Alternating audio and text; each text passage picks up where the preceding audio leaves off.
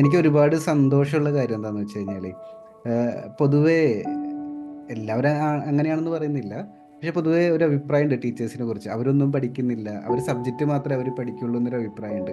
പക്ഷെ ഞാൻ online class start ചെയ്തത് പിന്നെ ഒരുപാട് ടീച്ചേഴ്സ് നമ്മുടെ ക്ലാസ്സിൽ ജോയിൻ ചെയ്തിട്ടുണ്ട്. അപ്പോൾ അറിയാലോ, നിങ്ങളെക്കാളൊക്കെ പ്രായം കുറവാണ്. അപ്പോൾ എന്നെ ശരിക്കും ഞെട്ടിക്കുന്ന കാര്യമാണ്, നിങ്ങൾ ഈ പ്രായത്തിലും ഓൾറെഡി ടീച്ചറാണ്, വീണ്ടും പഠിക്കാനൊരു ടൈം ഇൻവെസ്റ്റ് ചെയ്യുക എന്ന് പറയുന്ന കാര്യം അത് അപ്രീഷിയേറ്റ് ചെയ്യേണ്ട കാര്യമാണ്. ഏറ്റവും പ്രധാനം എന്താ വെച്ചാൽ ഞാൻ ജോയിൻ ചെയ്യുമ്പോൾ TTC ആണ് ആർമി സ്കൂളിൽ.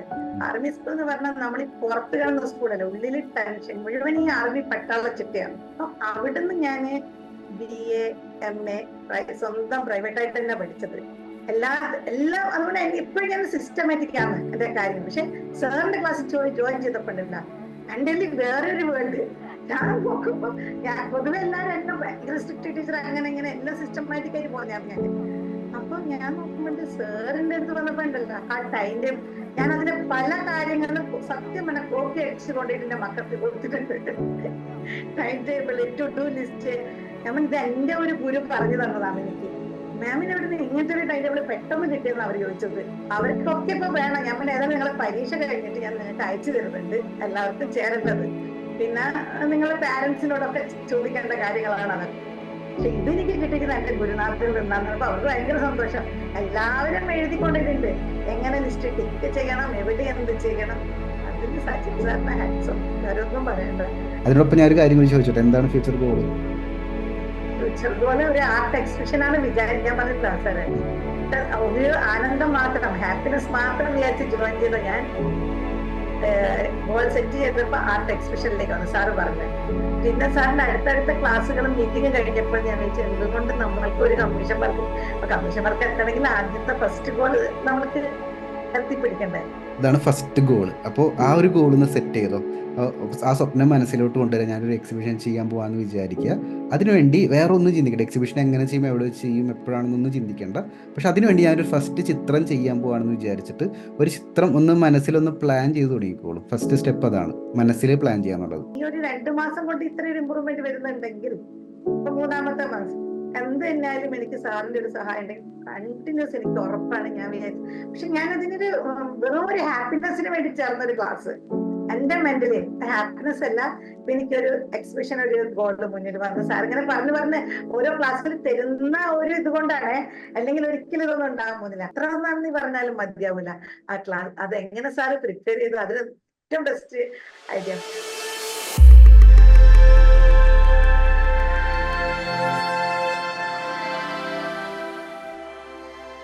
നമസ്കാരം. നമ്മുടെ ഓൺലൈൻ ആർട്ട് ക്ലാസ്സിൽ ജോയിൻ ചെയ്തുകൊണ്ട് സക്സസ് ക്രിയേറ്റ് ചെയ്യുന്ന സ്റ്റുഡൻസിൻ്റെ യാത്ര അടുത്തെറിയുന്ന പുതിയൊരു വീഡിയോയിലേക്ക് എല്ലാവർക്കും സ്വാഗതം. ഇന്ന് നമ്മുടെ ഒപ്പം കോൺഫിഡൻസ് അച്ചീവറായിട്ട് മാറിയിട്ടുള്ള അനിതകുമാരി മാം ഉണ്ട്. നമുക്ക് മാമിൻ്റെ അടുത്ത് ഓൺലൈനിലൂടെ ആർട്ട് പഠിച്ച് എങ്ങനെയാണ് ഡ്രോയിങ് സ്കിൽ ഇമ്പ്രൂവ് ചെയ്തത് ഉള്ള ബാക്കി വിശേഷങ്ങളെല്ലാം നമുക്ക് ചോദിച്ചറിയാനായിട്ട് സാധിക്കും. ആദ്യമേ തന്നെ congratulations and welcome. Thank you sir. Yes, എനിക്ക് ആദ്യം അറിയേണ്ടത് മാം എന്തുകൊണ്ടാണ് ഓൺലൈനിലൂടെ നമ്മുടെ ക്ലാസ്സിൽ ജോയിൻ ചെയ്യാനായിട്ട്, ആർട്ട് പഠിക്കാനായിട്ട് തീരുമാനിച്ചതിന്റെ റീസൺ എന്താണ്? പ്രധാനമായിട്ടും വർക്കിലെ ടെൻഷനും വീട്ടിലുള്ള ടെൻഷനും എല്ലാം കൂടി ആയിട്ട് ഡിപ്രസ് അടിച്ച് നിൽക്കുമ്പോഴാണ് ഞാൻ ഇങ്ങനെ ഒരു അഡ്വർടൈസ്മെന്റ് കാണുന്നത്. സച്ചിൻ സാറിന്റെ വേറൊരു വീഡിയോസ് ഒന്നും കണ്ടിട്ടൊന്നുമില്ല, സാറിനെ പറ്റി അറിയില്ല. പക്ഷെ ആർട്ടിനോട് എനിക്ക് ഭയങ്കര ഒരു ഇഷ്ടമുണ്ട് കുഞ്ഞുനാളേ തൊട്ടിട്ട്. പക്ഷെ ഇതുവരെ ആരെ കീഴിലും പഠിച്ചിട്ടും ഇല്ല. ചെറിയ കാലത്തും ആരും നമ്മളുടെ ആ ടാലന്റ് കണ്ടറിഞ്ഞിട്ടും ഇല്ല. സ്കൂളിലൊന്നും അതിനൊരു ഇത് കിട്ടിയിട്ടില്ല. അപ്പം ഞാൻ ആ ടെൻഷൻ മാറാൻ ഞാൻ വിചാരിച്ചു ഈ ആർട്ടിലേക്ക് ജോയിൻ ചെയ്യാം. അങ്ങനെ കഴിഞ്ഞ ഒക്ടോബർ ലാസ്റ്റ് പൂജ ഹോളിഡേസ് ടൈമില് 27th ജസ്റ്റ് ഞാൻ ഇൻസ്റ്റൊന്നും അങ്ങനെയൊന്നും അധികം സോഷ്യൽ മീഡിയ യൂസ് ചെയ്യാത്തൊരു വ്യക്തിയാണ് ഞാൻ. മിക്കപ്പോഴും എന്തെങ്കിലും റീഡിങ്, റൈറ്റിംഗ് അല്ലെങ്കിൽ സ്കൂൾ വർക്ക്സ്, മീൻസ് ഒരു കംപ്ലീറ്റ്ലി സ്കൂൾ വർക്കിൽ ഇൻവോൾവ് ആയിട്ടുള്ള ഒരു വ്യക്തിയാണ്. ഒന്ന് നോക്കുമ്പോഴത്തേക്ക് അഡ്വർടൈസ്മെന്റ് കാണുന്നത്. അപ്പൊ ഞാൻ എന്തുകൊണ്ട് ചേർന്നുകൂടാ. സാറിനെ പറ്റി ഒന്നും അറിയാണ്ട് ഞാൻ ഓൾ ഓഫ് എ സഡൻ എടുത്ത തീരുമാനം all of a sudden join ചെയ്തു. പക്ഷെ ജോയിൻ ചെയ്ത് 27 നാട്ടിൽ നിന്നാണ് ജോയിൻ ചെയ്തത്. കണ്ണൂര് കൊയിലാണ്ടിയാണ് എന്റെ നാട്. കണ്ണൂര് വന്ന് ഫസ്റ്റ് മീറ്റിംഗ് അറ്റൻഡ് ചെയ്തപ്പോ ഞാൻ ആകെ വണ്ടർ അടിച്ചു പോയി. ഫസ്റ്റ് മീറ്റിംഗിൽ തന്നെ എനിക്ക് മനസ്സിലായി ഞാൻ എത്തിപ്പെട്ടത് കറക്റ്റ് പ്ലേസിലാണ് എന്ന്. പിന്നെ ഞാൻ വിചാരിച്ചു എന്തായാലും ചേർന്ന് ആ ഒരു 1 വീക്ക് കൊണ്ട് തന്നെ എനിക്ക് തോന്നി ഇത് വളരെ എന്റെ അറിയാതെ തന്നെ ഞാൻ ആകെ മാറുകയാണ് ചെയ്യുന്നത് കംപ്ലീറ്റ്ലി. എന്റെ മറ്റെപ്പോഴും എനിക്ക് ടെൻഷൻ ആയിരുന്നു, ഇതെന്താ എത്ര വർക്കാ എനിക്ക് തരുന്നേന്നുള്ള. അല്ല, ഞാനിങ്ങനെ ടൈം ടേബിള്, അത് തന്നെ മെയിൻ കാരണം സാറിന്റെ ഹാർട്ടിന്റെ വെൽനസ് ക്ലാസ്, ആ വീഡിയോ ഞാൻ ആദ്യം വിചാരിച്ചു എവിടെ നിന്ന് കാണണമെന്ന് എനിക്ക് അറിയുന്നില്ലായിരുന്നു. അപ്പൊ ഫസ്റ്റ് ലെസണിൽ സ്റ്റാർട്ട് ചെയ്തു, ആ എക്സ്പീരിയൻസിലൂടെ പോകുമ്പോൾ തന്നെ വളരെ ഇംപ്രസ്ഡ് ആയി. അത് കഴിഞ്ഞ് വെൽനസ് ക്ലാസ്സിൽ എത്തിയപ്പോൾ ടൈം ടേബിൾ സെറ്റ് ചെയ്ത് വിത്തിൻ ദി 2 മന്ത്സിലുള്ള ഇമ്പ്രൂവ്മെന്റ് എനിക്ക് തന്നെ വിശ്വസിക്കാൻ പറ്റുന്നില്ല. അതായത് കറക്റ്റ് ഒരു 1 hour ഞാൻ ചെയ്യുന്നുള്ളൂ വർക്ക്. കാരണം എനിക്ക് ബാക്കി ടൈം സ്കൂള്, വീട്ടിലെ കാര്യങ്ങളെല്ലാം ചെയ്യണല്ലോ. അപ്പൊ 1 hour ഞാൻ ആ ചെയ്തതിൽ ഇമ്പ്രൂവ്മെന്റ് കണ്ടിട്ടുണ്ട്. ഞാൻ ആകെ അത്ഭുതപ്പെട്ടു പോയി. കാരണം നമ്മൾക്ക് പ്രാക്ടീസ് മേക്ക് മാൻ പെർഫെക്റ്റ് എന്നല്ലേ പറയുന്നത്, അത് വളരെ വ്യക്തി. പിന്നെ സാറിന്റെ ഡെഡിക്കേഷൻ, ഞാൻ എപ്പോ വിചാരിക്കും പൊതുവെ ഞാൻ സ്കൂളിൽ ഭയങ്കര ഡെഡിക്കേറ്റഡ് ഉള്ള ടീച്ചർ, അതുകൊണ്ട് വർക്ക് ലോഡ് കൂടുതലാണ്. പക്ഷെ ഞാൻ വിചാരിക്കും സാറിന്റെ മുന്നിലൊക്കെ ഒന്നുമില്ല ഞാനൊന്നും. വളരെ ഡെഡിക്കേറ്റഡ് ആയിട്ട് സാറ്, ഞാനിങ്ങനെ സ്കൂളിൽ പോയാൽ എപ്പോ എനിക്ക് ആർട്ട് ക്ലാസ്സിനെ കൊണ്ട് പറയാനേ ഉള്ളൂ. അപ്പൊ ഒരുപാട് ടീച്ചേഴ്സ് വരയ്ക്കാൻ കഴിവുള്ളവർ ഒരുപാട് പേര് പിന്നോട് ബുക്ക് ചെയ്തിട്ടുണ്ട്. പക്ഷെ അവർക്കൊന്നും സ്റ്റാർട്ട് ചെയ്യാൻ ഒരു തുടങ്ങി കിട്ടണമെങ്കിൽ നമുക്കൊരു ടൈം, നമ്മൾ നിങ്ങൾ കയറി കഴിഞ്ഞാൽ ടൈം ഓട്ടോമാറ്റിക്കലി കിട്ടുന്ന അവരോട് പറഞ്ഞു കൊടുത്തത്. പിന്നെ ക്ലാസ് സ്റ്റാർട്ട് ചെയ്ത് ഇപ്പൊ എന്താ വെച്ചാൽ എന്റെ മനസ്സിലുള്ള ആഗ്രഹങ്ങളൊക്കെ എനിക്ക് പൂർത്തിയാക്കും. പക്ഷെ അതിന്റെ ഇടയ്ക്ക് സ്കൂൾ വന്നിട്ട് ഇടയ്ക്ക് ക്ലാഷ് ആക്കി കളയുന്നുണ്ട്. കറക്റ്റ് ഒരു ടൈം ടേബിൾ ഞാൻ സെറ്റ് ചെയ്തു സാറ് പറഞ്ഞ പ്രകാരം. പിന്നെ നമ്മളെ പൊമാഡോറോ ഇതൊക്കെ നോക്കിയിട്ട് ടു ഡു ലിസ്റ്റ് വെച്ച് നല്ല വൃത്തിക്കുള്ള ടൈം ടേബിൾ തുടങ്ങി. അതിനകത്ത് കൃത്യമായി നല്ലൊരു ഒഴുക്കിൽ പോകുമ്പോഴാണ് പെട്ടെന്ന് പ്രിൻസിപ്പൾ പറയുന്നത്, ഈ പ്രാവശ്യം പരീക്ഷ മാർച്ചിലുള്ളത് ഫെബ്രുവരിയിലേക്ക് ആക്കുന്നു. കംപ്ലീറ്റ്ലി പൊളിഞ്ഞു. കാരണം എന്ന് വെച്ചാല് ഡെയിലി നമ്മൾക്ക് റീടെസ്റ്റ് വേണം, കുട്ടികൾക്ക് ടെസ്റ്റുകൾ വേണം, റിവിഷൻ ടെസ്റ്റുകൾ വേണം. അപ്പൊ ഒരു ക്ലാസ്സിൽ 30 4 എന്ന് പറയുമ്പോൾ ഒരു 120 പേപ്പർ ഡെയിലി കിട്ടുക. അപ്പൊ ഫുൾ പൊളിഞ്ഞ് കറക്റ്റ് ഞാനൊരു 75 പിക്ചർ ഞാൻ കണ്ടിന്യൂസ് പോയതാണ്. സാറിന്റെ ക്ലാസ്സിൽ ജോയിൻ ചെയ്തതിനു ശേഷം 75 പിക്ചേഴ്സ് എനിക്ക് വരയ്ക്കാൻ പറ്റി. അതിൽ നിന്ന് പെട്ടെന്നൊരു ബ്ലോക്ക് വരാൻ എനിക്ക് ഈ അത്. പക്ഷെ പിന്നെ ഞാനൊരു അന്ന് ഞാൻ സാറിനോട് പറഞ്ഞിരുന്നു, അതിന്റെ റീസൺ ഞാൻ അയച്ചിരുന്നു, ഈ ഒരു പ്രശ്നം വീണ്ടും ഞാൻ രണ്ടാമതൊക്കെ തട്ടിക്കുട്ടി മാറ്റിയിട്ട് വീണ്ടും ഒരു ടൈം ടേബിൾ സെറ്റ് ആക്കി പോകാൻ തുടങ്ങിയിട്ടുണ്ട്. അതിനൊക്കെ സാറിനോട് തന്നെ നന്ദി പറഞ്ഞു വെക്കുള്ളൂ. പിന്നെ ടേബിള് ആർട്ടിനായിട്ട് വെച്ച് കഴിഞ്ഞപ്പോൾ ടേബിള് ചെയ്യാനുള്ള മനസ്സ് വേഗം വരുന്നുണ്ട്. ഒരു അരമണിക്കൂർ പോയിട്ട് 10 മിനിറ്റ് കിട്ടിയാലും പെട്ടെന്ന് ഓടി വന്ന് എനിക്ക് ചെയ്യാൻ പറ്റുന്നുണ്ട് ആ ടേബിൾ അങ്ങനെ സെറ്റപ്പ് ചെയ്തപ്പോ. പിന്നെ ബുക്സ് ഇപ്പൊ തീരുന്ന മെറ്റീരിയൽസ് നോക്കി നോക്കി കൂടുതലായിട്ട് ഞാൻ അഡ്വാൻസ് ഒന്നും വാങ്ങിയിട്ടില്ല. കാരണം എന്റെ ലെവലിൽ എനിക്കറിയാം ഏകദേശം 3 to 4 വരാൻ പോകുന്ന പോലത്തെ ലെവലാണ്. ആ 4 ഇപ്പൊ എത്തി വരുന്നുണ്ട്. പക്ഷെ ഒരുപാട് ഡൗട്ടുകൾ എനിക്കുണ്ട് ആ 4ൽ നിന്ന് സ്മഡ്ജിങ്ങിനെ പറ്റിയൊക്കെ. അപ്പൊ അതുകൊണ്ട് ആ ലെവലിലെത്തി എനിക്ക് തോന്നി ഈ ഒരു 2 മാസം കൊണ്ട് ഇത്രയൊരു ഇമ്പ്രൂവ്മെന്റ് വരുന്നുണ്ടെങ്കിൽ ഇപ്പൊ 3ാമത്തെ മാസം എന്ത് തന്നെയായാലും എനിക്ക് സാറിന്റെ ഒരു സഹായം ഉണ്ടെങ്കിൽ കണ്ടിന്യൂസ് എനിക്ക് ഉറപ്പാണ് ഞാൻ വിചാരിച്ചു. പക്ഷെ ഞാൻ അതിനൊരു വെറും ഒരു ഹാപ്പിനെസ്സിന് വേണ്ടി ചേർന്നൊരു ക്ലാസ്, എന്റെ മെന്റലി ഹാപ്പിനെസ് അല്ല. ഇപ്പൊ എനിക്കൊരു എക്സിബിഷൻ ഒരു ഗോളിന് മുന്നിൽ വന്ന് സാർ ഇങ്ങനെ പറഞ്ഞ് ഓരോ ക്ലാസ്സിൽ തരുന്ന ഒരു ഇതുകൊണ്ടാണ്, അല്ലെങ്കിൽ ഒരിക്കലും ഇതൊന്നും ഉണ്ടാകാൻ പോകുന്നില്ല. ഇപ്പൊ കഴിഞ്ഞ ഒരു ക്ലാസ് കണ്ടു കഴിഞ്ഞപ്പോ എനിക്ക് തോന്നി എന്തുകൊണ്ട് കമ്മീഷൻ വർക്കൊക്കെ നമുക്കും ചെയ്തുകൂടാ എന്നുള്ളൊരു മെന്റാലിറ്റി. കാരണം അതുവരെ അതൊന്നും എന്റെ മനസ്സിലില്ല, അങ്ങനെയുള്ള ഒരു ഇതും ഇല്ല. വെറും എനിക്ക് എന്റെ മനസ്സിന് എനിക്ക് ഇഷ്ടപ്പെട്ട ഒരു വേയിലൂടെ കൊണ്ടുപോയിട്ട് എങ്ങനെ എനിക്ക് ആനന്ദം കണ്ടെത്താം ഈ വർക്ക്, ലോഡ് ഓഫ് വർക്കിനിടയ്ക്ക് അത് എനിക്ക് കിട്ടി തുടങ്ങി. നല്ല ഹാപ്പി ആയിട്ട് ഞാൻ മാറി. പിന്നെ ഇതിന്റെ മുന്നേ തന്നെ ഞാൻ ഭഗവത്ഗീത ക്ലാസ് ബുക്ക് ചെയ്ത് പോയിരുന്നു. അതും ഇപ്പൊ ഇതിനോടൊപ്പം നടന്നുകൊണ്ട് രണ്ടും കൂടിയപ്പം നല്ല നീറ്റ് ആൻഡ് ക്ലീൻ ആയിട്ടാണ് കാര്യങ്ങൾ പോകുന്നത്. ഏത് സബ്ജക്ട് പഠിപ്പിക്കുന്നത്? ഞാന് ഫസ്റ്റ് ഓഫ് ഓൾ ഞാന് ചേരുമ്പോ TTC കഴിഞ്ഞിട്ടായിരുന്നു ചേർന്നത്. അപ്പൊ ഹിന്ദി ഒഴിച്ച എല്ലാ സബ്ജക്റ്റും പഠിക്കും. ഇപ്പൊ ഞാൻ MA BEd ഒക്കെ കഴിഞ്ഞിരിക്കുന്ന ഹിന്ദിയില്. മെയിൻ സബ്ജക്ട് ഇപ്പൊ ഹിന്ദിയാണ്. എനിക്ക് ഒരുപാട് സന്തോഷമുള്ള കാര്യം എന്താന്ന് വെച്ച് കഴിഞ്ഞാല് പൊതുവേ എല്ലാവരും അങ്ങനെയാണെന്ന് പറയുന്നില്ല. പക്ഷെ പൊതുവേ ഒരു അഭിപ്രായമുണ്ട് ടീച്ചേഴ്സിനെ കുറിച്ച്, അവരൊന്നും പഠിക്കുന്നില്ല, അവർ സബ്ജക്റ്റ് മാത്രമേ അവർ പഠിക്കുള്ളൂ എന്നൊരു അഭിപ്രായമുണ്ട്. പക്ഷെ ഞാൻ ഓൺലൈൻ ക്ലാസ് സ്റ്റാർട്ട് ചെയ്തത് പിന്നെ ഒരുപാട് ടീച്ചേഴ്സ് നമ്മുടെ ക്ലാസ്സിൽ ജോയിൻ ചെയ്തിട്ടുണ്ട്. അപ്പോൾ അറിയാലോ, നിങ്ങളെക്കാളൊക്കെ പ്രായം കുറവാണ്. അപ്പോൾ എന്നെ ശരിക്കും ഞെട്ടിക്കുന്ന കാര്യമാണ്, നിങ്ങൾ ഈ പ്രായത്തിലും ഓൾറെഡി ടീച്ചറാണ്, വീണ്ടും പഠിക്കാനൊരു ടൈം ഇൻവെസ്റ്റ് ചെയ്യുക എന്ന് പറയുന്ന കാര്യം അത് അപ്രീഷിയേറ്റ് ചെയ്യേണ്ട കാര്യമാണ്. ആ ഒരു എക്സ്പീരിയൻസ് എങ്ങനെ നോക്കിക്കാണുന്നത്? ഇവിടെ ഒരു സ്റ്റുഡൻ്റ് ആയിരിക്കുന്ന സമയത്ത് പുറത്തു പോയിട്ട് വീണ്ടും നമ്മുടെ ടീച്ചറായി മാറുന്നുണ്ട്. ആ ഒരു എക്സ്പീരിയൻസിനെ ടോട്ടലി എങ്ങനെ എൻജോയ് ചെയ്യാൻ പറ്റുന്നുണ്ടോ? വളരെ ഒന്നും അത് മാത്രല്ല സാർ, ഏറ്റവും പ്രധാനം എന്താ വെച്ചാൽ ഞാനിപ്പം ഞാൻ ജോയിൻ ചെയ്യുമ്പോൾ TTC ആണ് ആർമി സ്കൂളിൽ. ഉം. ആർമി സ്കൂൾ എന്ന് പറഞ്ഞാൽ നമ്മൾ ഈ പുറത്ത് കാണുന്ന സ്കൂളല്ല, ഉള്ളിൽ ടെൻഷൻ മുഴുവൻ ഈ ആർമി പട്ടാള ചിട്ടയാണ്. ഉം. പുറത്തുള്ള ഒരു സമയം പൊളിറ്റിക്കൽ ഒരു ലെവലും നമ്മൾക്ക് ഇൻഫ്ലുവൻസ് അല്ല. ആരും അതായത് സോഷ്യലി അവരൊരു വേറൊരു വേൾഡിലാണ് അവിടുത്തെ കുട്ടികളും ഒക്കെ. അപ്പൊ അവിടുന്ന് ഞാന് BA MA സ്വന്തം പ്രൈവറ്റ് ആയിട്ട് തന്നെ പഠിച്ചത്. B.Ed മാത്രമേ അവരെനിക്ക് ലീവ് തന്നുള്ളൂ. ആ ഉം. പഠിച്ചിറങ്ങിയ എനിക്ക് എല്ലാം അതുകൊണ്ട് ഇപ്പോഴും ഞാൻ സിസ്റ്റമാറ്റിക് ആണ് എന്റെ കാര്യങ്ങൾ. പക്ഷെ സാറിന്റെ ക്ലാസ്സിൽ ജോയിൻ ചെയ്തപ്പോണ്ടല്ല എൻ്റെ വേറൊരു വേൾഡ്. ഞാൻ നോക്കുമ്പോ ഞാൻ പൊതുവെ എല്ലാവരും എന്നെ ഭയങ്കര സ്ട്രിക്റ്റ് ടീച്ചർ അങ്ങനെ ഇങ്ങനെ എല്ലാം സിസ്റ്റമാറ്റിക് ആയിട്ട് പോകുന്നതാണ് ഞാൻ. അപ്പൊ ഞാൻ നോക്കുമ്പോണ്ട് സാറിന്റെ അടുത്ത് വന്നപ്പോ ഉണ്ടല്ലോ ആ ടൈം ടേബിൾ, ഞാൻ അതിലെ പല കാര്യങ്ങളും സത്യം പറഞ്ഞ കോപ്പി അടിച്ചു കൊണ്ടിട്ട് എന്റെ മക്കൾക്ക് കൊടുത്തിട്ടുണ്ട്. Time table, to do list, ചില കുട്ടികൾ സീരിയസ് ആയിട്ട് എഴുതി അങ്ങനെ തന്നെ പഠിക്കുന്നുണ്ട്. അതായത് നമ്മളെ സ്കൂളിന്റെ പ്രത്യേകത എന്ന് വെച്ചാൽ എല്ലാ ഭാഷക്കാരും ഉണ്ടാവും ഒരു ക്ലാസ്സിൽ. ഉം. തമിഴ്, തെലുങ്കൻ, പഞ്ചാബി എല്ലാവരും ഇരിക്കുന്ന ഒരു ക്ലാസ് റൂമാണ്. ആ മക്കൾ പറഞ്ഞാൽ എന്ത് പറഞ്ഞു കൊടുത്താലും ഭയങ്കര സ്നേഹമാണ്. അപ്പൊ അവർക്കൊരു അതിശയം. നമ്മൾ ഇത് എന്റെ ഒരു ഗുരു പറഞ്ഞു തന്നതാണ് എനിക്ക്. മാമിന് എവിടെ നിന്ന് ഇങ്ങനത്തെ ഒരു ടൈം ടേബിൾ പെട്ടെന്ന് കിട്ടിയെന്ന് അവർ ചോദിച്ചത്. കാരണം 2 മാസം മുന്നല്ലേ പെട്ടെന്ന് കൊടുക്കുന്നത്. അപ്പൊ ഞാൻ പറഞ്ഞു എന്റെ ഒരു ഗുരു. അപ്പൊ ചിത്രകര അവർക്കൊക്കെ ഇപ്പൊ വേണം. ഞാൻ പിന്നെ ഏതായാലും നിങ്ങളെ പരീക്ഷ കഴിഞ്ഞിട്ട് ഞാൻ നിങ്ങൾക്ക് അയച്ചു തരുന്നുണ്ട് എല്ലാവർക്കും ചേരേണ്ടത്. പിന്നെ നിങ്ങളെ പാരന്റ്സിനോടൊക്കെ ചോദിക്കേണ്ട കാര്യങ്ങളാണ് അതൊക്കെ. പക്ഷെ ഇതെനിക്ക് കിട്ടിയിരിക്കുന്നത് എന്റെ ഗുരുനാഥിൽ നിന്നാണ്. അപ്പൊ അവർക്ക് ഭയങ്കര സന്തോഷം. എല്ലാവരും എഴുതിക്കൊണ്ടിട്ടുണ്ട് എങ്ങനെ ലിസ്റ്റ് ടിക്ക് ചെയ്യണം, എവിടെ എന്ത് ചെയ്യണം. അതിന് സച്ചിൻ സാറിന്റെ ഹാറ്റ്സ് ഓഫ്, വേറൊന്നും പറയണ്ട. പിന്നെ എനിക്കും അതായത് ഇത്രയേറെ വർക്ക് ലോഡിനിടയിലും ഇതെല്ലാം ഒപ്പിച്ച് കൊണ്ടുപോകാൻ പറ്റുന്നത് ആ ഒരു ടൈം ടേബിൾ ആണ്. അത് സ്ട്രിക്ട്ലി ഫോളോ ചെയ്യാൻ ശ്രമിക്കുന്നതിനെ കൊണ്ടാണ്. ഒരു പ്രാവശ്യമൊക്കെ നാട്ടിൽ നിന്ന് അമ്മ വിളിക്കുമ്പോ ഞാൻ പറയും, അയ്യോ എനിക്കിപ്പൊ എന്റെ ക്ലാസ് ഉണ്ട്, ഇതെനിക്ക് പറ്റൂലേ എന്ന് പറയുമ്പോ അമ്മ ഇതേപോലെ നമുക്ക് പെട്ടെന്നൊരു ക്ലാസ് കിട്ടിയെന്ന് വയ്ക്കും. പക്ഷെ അതൊരു വളരെ എനിക്ക് ഇമ്പ്രൂവ്മെന്റ് ചെയ്യാൻ പറ്റുന്നുണ്ട്. പിന്നെ സാർ ശരിക്കും ഞാൻ മനസ്സിലാക്കിയ ഒരു കാര്യം എന്താ വെച്ച് കഴിഞ്ഞാൽ ശരിക്കും ഇതൊരു കൂട്ടായ്മയാണ്.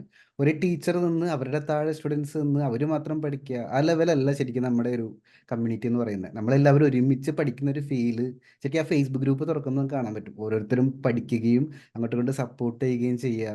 പിന്നെ ശരിക്കും വീക്കിലി മീറ്റിലോട്ട് വരുന്ന സമയത്ത് ഒരുപാട് പേരുടെ ഇന്ററാക്ട് ചെയ്യുമ്പോൾ എനിക്ക് ഇങ്ങോട്ടും നോളജ് അപ്ഡേറ്റ് കിട്ടുകയാണ്. പിന്നെ അറിയാലോ, ഞാനും ആർട്ട് പല സ്ഥലത്തുനിന്നും പല മെന്റേഴ്സിൻ്റെ അടുത്തു നിന്നും ഞാൻ പഠിക്കുന്നുണ്ട്. അപ്പോൾ അതൊരു നല്ലൊരു കൾച്ചറായിട്ട് എനിക്ക് തോന്നുന്നുണ്ട്. പഠിക്കുക എന്ന് പറയുന്ന കാര്യത്തിന് ഈഗോ ഇല്ലാതെ കാണുക. നമ്മൾ പഠിക്കുന്നുണ്ട്, നമ്മൾ പഠിപ്പിക്കുന്നുണ്ട്. ശരിക്കും ഒരുപാട് പേരിലേക്ക് നോളജ് നമുക്ക് എത്തിക്കാനായിട്ട് സാധിക്കും എന്നുള്ളതാണ്. അപ്പോൾ മാം വരച്ച ചിത്രങ്ങളൊന്നും ഞാൻ നോക്കാം കേട്ടോ. ഫേസ്ബുക്ക് ഗ്രൂപ്പിൽ എടുത്തിട്ട് നമുക്ക് ബാക്കി അപ്ഡേറ്റ്സ് നമുക്ക് അവിടെ ഷെയർ ചെയ്യാവേ. ഒരു മിനിറ്റ്, ഞാൻ ഫേസ്ബുക്ക് ഗ്രൂപ്പ് ഒന്ന് തുറന്നോട്ടെ. ഈ ഗ്രൂപ്പിൽ എങ്ങനെയുണ്ട്? ആക്റ്റീവ് ആണോ? പോസ്റ്റ് ചെയ്യാൻ സമയം കിട്ടാറുണ്ടോ? ഞാൻ പറഞ്ഞത് കുറച്ച് തിരക്ക് വന്നത് കൊണ്ട് എനിക്കൊന്ന്, എന്നാലും ഞാനൊന്ന് ലൈക്കൊക്കെ അടിച്ച് പോകും ഇടയ്ക്ക് ഇടയ്ക്ക്. ഉം. പക്ഷെ വളരെ ആക്റ്റീവായിരുന്നു ചേർന്ന സമയത്തൊക്കെ. അതും അവര് നല്ലൊരു ഗ്രൂപ്പ് ഓഫ് ആൾക്കാര്. മീൻസ് ഒരിക്കലും ഒരു നെഗറ്റീവ് പറയാണ്ട് എല്ലാം പോസിറ്റീവ് അപ്രോച്ചിലൂടെ നമ്മളെ കോണ്ടാക്ട് ചെയ്യുന്നത് കൊണ്ട് നല്ല ഒരു വളരെ നല്ല അവര് പറയുന്ന ഓരോ ചില പിക്ചേഴ്സ് ഒക്കെ കാണുമ്പോൾ ആർക്കും ഹേർട്ട് ചെയ്യാത്ത വിധത്തിലാണ് അവർ അതിന്റെ ഒപ്പീനിയൻ ഒക്കെ എഴുതുന്നത്. അത് വളരെ നല്ലൊരു ഇതായിട്ടാണ് എനിക്ക് തോന്നുന്നത്. അല്ലെങ്കിൽ ഓളപ്പേസായിട്ട് എന്തെങ്കിലും പറഞ്ഞു പോയാൽ ആ ഇൻട്രസ്റ്റ് പോയില്ലേ, അതെ ചിത്രം അതെ. വരയ്ക്കുന്ന ഇൻട്രസ്റ്റ് പോയി. ഞാനൊന്ന് നോക്കട്ടെ കേട്ടോ. ഗ്രൂപ്പ് എടുത്തിട്ട് പ്രൊഫൈൽ നെയിം ഒന്ന് പറയാവോ ഫേസ്ബുക്കിന്റെ? അനിത.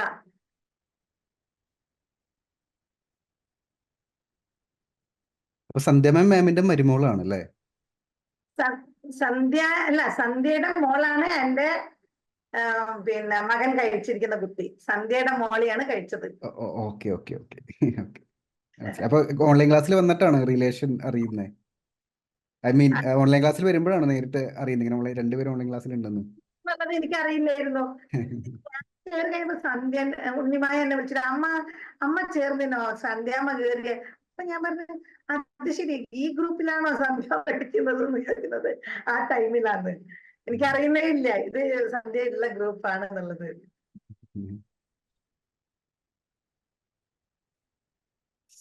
ബ്ലെൻഡിങ് ഇതുവരെ ചെയ്തിട്ടില്ല എന്ന് പറഞ്ഞു അല്ലേ? ബ്ലെൻഡിങ്ങില് ഡൗട്ടുകൾ ഉണ്ട് എനിക്ക്. അത് ഞാൻ ക്ലിയർ ചെയ്ത് തരാം. പോർട്രേറ്റ് വരയ്ക്കാൻ കുറച്ചൊരു മീൻസ് നല്ലൊരു ചിത്രം വരയ്ക്കാൻ എടുക്കാത്തത്. ഒന്നത് ഡൗട്ട് ക്ലാരിഫൈ ചെയ്തിട്ട് അത് പേടെന്ന് പറഞ്ഞത് ആ ട്രീ എത്തിയപ്പോഴാണ് നമ്മൾ സ്റ്റാർട്ട് ചെയ്തത് ക്ലാസ്. സാറിന്റെ ഒരു ഡ്രോ വിത്ത് സച്ചിൻ സാർ 29 ഒക്ടോബറിലെ ക്ലാസ് ആണത്. ഞാൻ ആദ്യം വരച്ച ചിത്രം നോക്കാൻ വേണ്ടിട്ട് താഴത്തോട്ട് പോകുന്നത്. ഫസ്റ്റ് വരച്ച് ഇതിനു മുമ്പ് ഡ്രോയിങ് പഠിച്ചിട്ടുണ്ടോ? ഇല്ല, ഞാൻ ആദ്യമായിട്ട് സാറിന്റെ കീഴിലാണ് പഠിക്കുന്നത്. ഇഷ്ടം ഭയങ്കര സ്കൂളിലുള്ള ആർട്ട് ആൾക്കാരൊക്കെ പഠിപ്പിച്ചിട്ടുണ്ട്. അതിലൊന്നും നമുക്കൊന്നും നമ്മളെല്ലാം അവഗണിക്കപ്പെട്ട വിഭാഗത്തിൽ സ്റ്റുഡൻസ് ആണ്. ഇഷ്ടമുണ്ട് എന്നല്ലാതെ കണ്ടിട്ട്.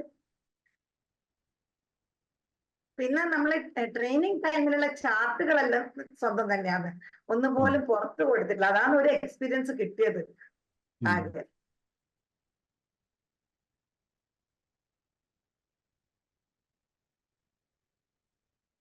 കോഴ്സ് നല്ല രീതിയിൽ പ്രാക്ടീസ് ചെയ്തു എന്ന് മനസ്സിലാകുന്നുണ്ട്. എല്ലാ ചാപ്റ്റേഴ്സും റിപ്പീറ്റഡ്ലി പ്രാക്ടീസ് ചെയ്തത് കാണുന്നുണ്ട്. നല്ലൊരു കാര്യമാണ്. ഷെയ്ഡിങ്ങും ഡെവലപ്പായി വരുന്നത് മനസ്സിലാകുന്നുണ്ട്. ഞാൻ ലാസ്റ്റ് വരച്ച ചിത്രങ്ങളിലോട്ട് നോക്കട്ടെ കേട്ടോ.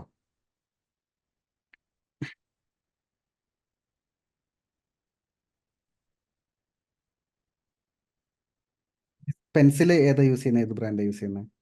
ആദ്യത്തെ ഞാൻ HB ആയിരുന്നു. സാറ് പറഞ്ഞല്ലോ വേറെ ഒന്നും യൂസ് ചെയ്യണം. പിന്നെ ആർട്ട്ലൈൻ്റെ പെൻസിൽ വാങ്ങിയിട്ടുണ്ട്. 6X ഉള്ള പെൻസിൽ വാങ്ങിയിട്ടുണ്ട്. അതുപോലെ ഇപ്പൊ ഇവര് ഷീറ്റ്സ് ഉണ്ടാവുമല്ലോ, A4 ടൈപ്പ് ഷീറ്റ്സ് വാങ്ങിയിട്ടുണ്ട്. പിന്നെ ഒരു ഐവറിയുടെ തന്നെ ഒരു ബുക്ക് വാങ്ങി വെച്ചിട്ടുണ്ട്. അത് സ്റ്റാർട്ട് ചെയ്തില്ല, ഷീറ്റ്സ് കഴിഞ്ഞിട്ട് സ്റ്റാർട്ട് ചെയ്യാന്ന് വെച്ചിട്ട് വെച്ചിരിക്കാന്ന്. ഇതിൽ എനിക്കൊന്ന് ബ്ലെൻഡിങ് ചെയ്തിട്ടുണ്ടോ, യൂസ് ചെയ്തിട്ടുണ്ടോ എന്തെങ്കിലും? പക്ഷെ എനിക്ക് അങ്ങോട്ട് തൃപ്തി വന്നിട്ടില്ല. ഓക്കെ ഞാൻ ക്ലാരിറ്റി വരുത്തിരാം. എന്ത് വെച്ചാ ബ്ലെൻഡ് ചെയ്തിരിക്കുന്നത്? ഈ ഇവിടെയൊക്കെ ഫേസിന്റെ ഇവിടെയൊക്കെ ഇങ്ങനെ ചെറുങ്ങനെ നോക്കി. പക്ഷെ എനിക്ക് അത് എനിക്ക് വരുന്ന ഒന്നാമത് ഷെയ്ഡ് ഞാൻ വിചാരിക്കുന്നത് എന്താ വെച്ചാല് കുറെ സ്ഥലം വിട്ടിട്ടാണ് ഞാൻ ഈ ഷെയ്ഡ് ബ്ലെൻഡ് എടുത്തിട്ട് വരാൻ നോക്കുന്നത്. അതാണോ അല്ലെങ്കിൽ പെൻസിൽ അത് ഞാൻ ഡൗട്ടായിട്ട് സാറിന് എഴുതി വെച്ചിട്ടുണ്ട് ബ്ലെൻഡിങ്ങിനെ പറ്റിയിട്ട്. എന്ത് ടൂളാ യൂസ് ചെയ്ത് ബ്ലെൻഡ് ചെയ്യാനായിട്ട്? ആ സ്റ്റംപ് ഇല്ലേ മറ്റേ പേപ്പറിന്റെ. മനസ്സിലായി. ബ്ലെൻഡിങ് ചെയ്യുന്നതിൽ ഞാൻ ക്ലാരിറ്റി വരുത്തി തരാം. അതായത് ഈ ഒരു ചിത്രമാണല്ലോ നോക്കി വരയ്ക്കുന്നത്. അപ്പോൾ ഒന്ന് നോക്കി, ഇവിടം മുതൽ ഇപ്പം ഞാൻ ജസ്റ്റ് ഇങ്ങനെ ഇതുകൊണ്ട് കാണിക്കാം കേട്ടോ, മൗസ് കൊണ്ട്. ഇവിടം മുതൽ ഇവിടം വരെയുള്ള ഭാഗം ഉണ്ടല്ലോ, ഇതിൻ്റെ അകത്ത് ആക്ച്വലി ബ്ലെൻഡിങ് ഒന്നുമില്ല. ഇവിടെ നമുക്ക് പെൻസിൽ ഉപയോഗിച്ചിട്ട് തന്നെ ഷെയ്ഡ് ചെയ്യാം അല്ലേ? പക്ഷെ ബ്ലെൻഡിങ് വരുന്നത് എപ്പോഴാണ്? ഇവിടെ നിന്ന് ഒരു ട്രാൻസിഷൻ വരുമ്പോഴാണ് അല്ലേ? അങ്ങനെ ചെയ്യാൻ പാടുള്ളൂ. അപ്പോൾ അവിടെ മാത്രം ചെയ്യുകയാണെങ്കിൽ എളുപ്പമായിരിക്കും. ശരിക്കും ആ ഒരു ഷെയ്ഡിന്റെ ട്രാൻസിഷന്റെ അവിടെ ബ്ലെൻഡ് ചെയ്യുകയാണെങ്കിൽ ഈസി ആയിരിക്കും. അല്ലെങ്കിൽ നമുക്ക് ഇതുപോലെ മിസ്സിങ് വരും. മിസ്സിങ് പാർട്ട് പോലെയൊക്കെ എടുക്കും. അപ്പൊ മാക്സിമം പെൻസിൽ ഉപയോഗിച്ച് ഷെയ്ഡ് ചെയ്യുക. ബ്ലെൻഡിങ് ആവശ്യമുണ്ടെങ്കിൽ മാത്രം. ഇവിടെ നോക്കി, ഈ ഷാഡോ കണ്ടോ? ഇതിന് ശരിക്കും ബ്ലെൻഡിങ് ആവശ്യമില്ല, പെൻസിൽ ഉപയോഗിച്ച് മാത്രം ചെയ്യാം. പക്ഷേ ചില ഷാഡോസിന് ബ്ലെൻഡിങ് ആവശ്യമുണ്ട്. അപ്പം അത് മനസ്സിലാക്കിയിട്ട് കണ്ടോ, ഈ ഒരു ഷാഡോ ഉണ്ടോ താഴത്തോട്ട് ഇങ്ങനെ പോകുന്നുണ്ടോ, അത് ബ്ലെൻഡഡാ.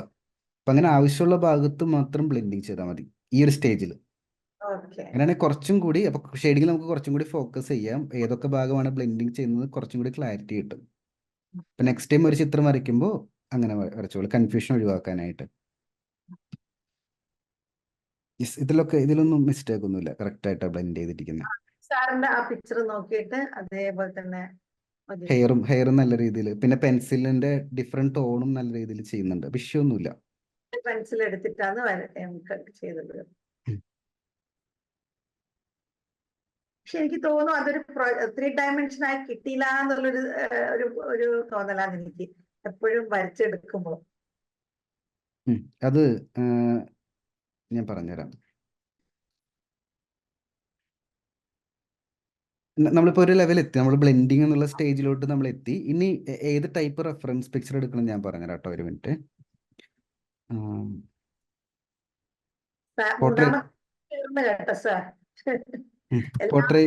പോർട്രേറ്റ് വരയ്ക്കാനാണോ ഇഷ്ടം? അല്ല, എനിക്ക് ഏറ്റവും ഇഷ്ടം ലാൻഡ്സ്കേപ്പ് ആണ്. പക്ഷെ പോർട്രേറ്റിനോട് ഇപ്പൊ സാറിന്റെ ക്ലാസ്സോട് കൂടിയാണ് കുറച്ചും കൂടി ഇൻട്രസ്റ്റഡ് ആയത് ഞാന്.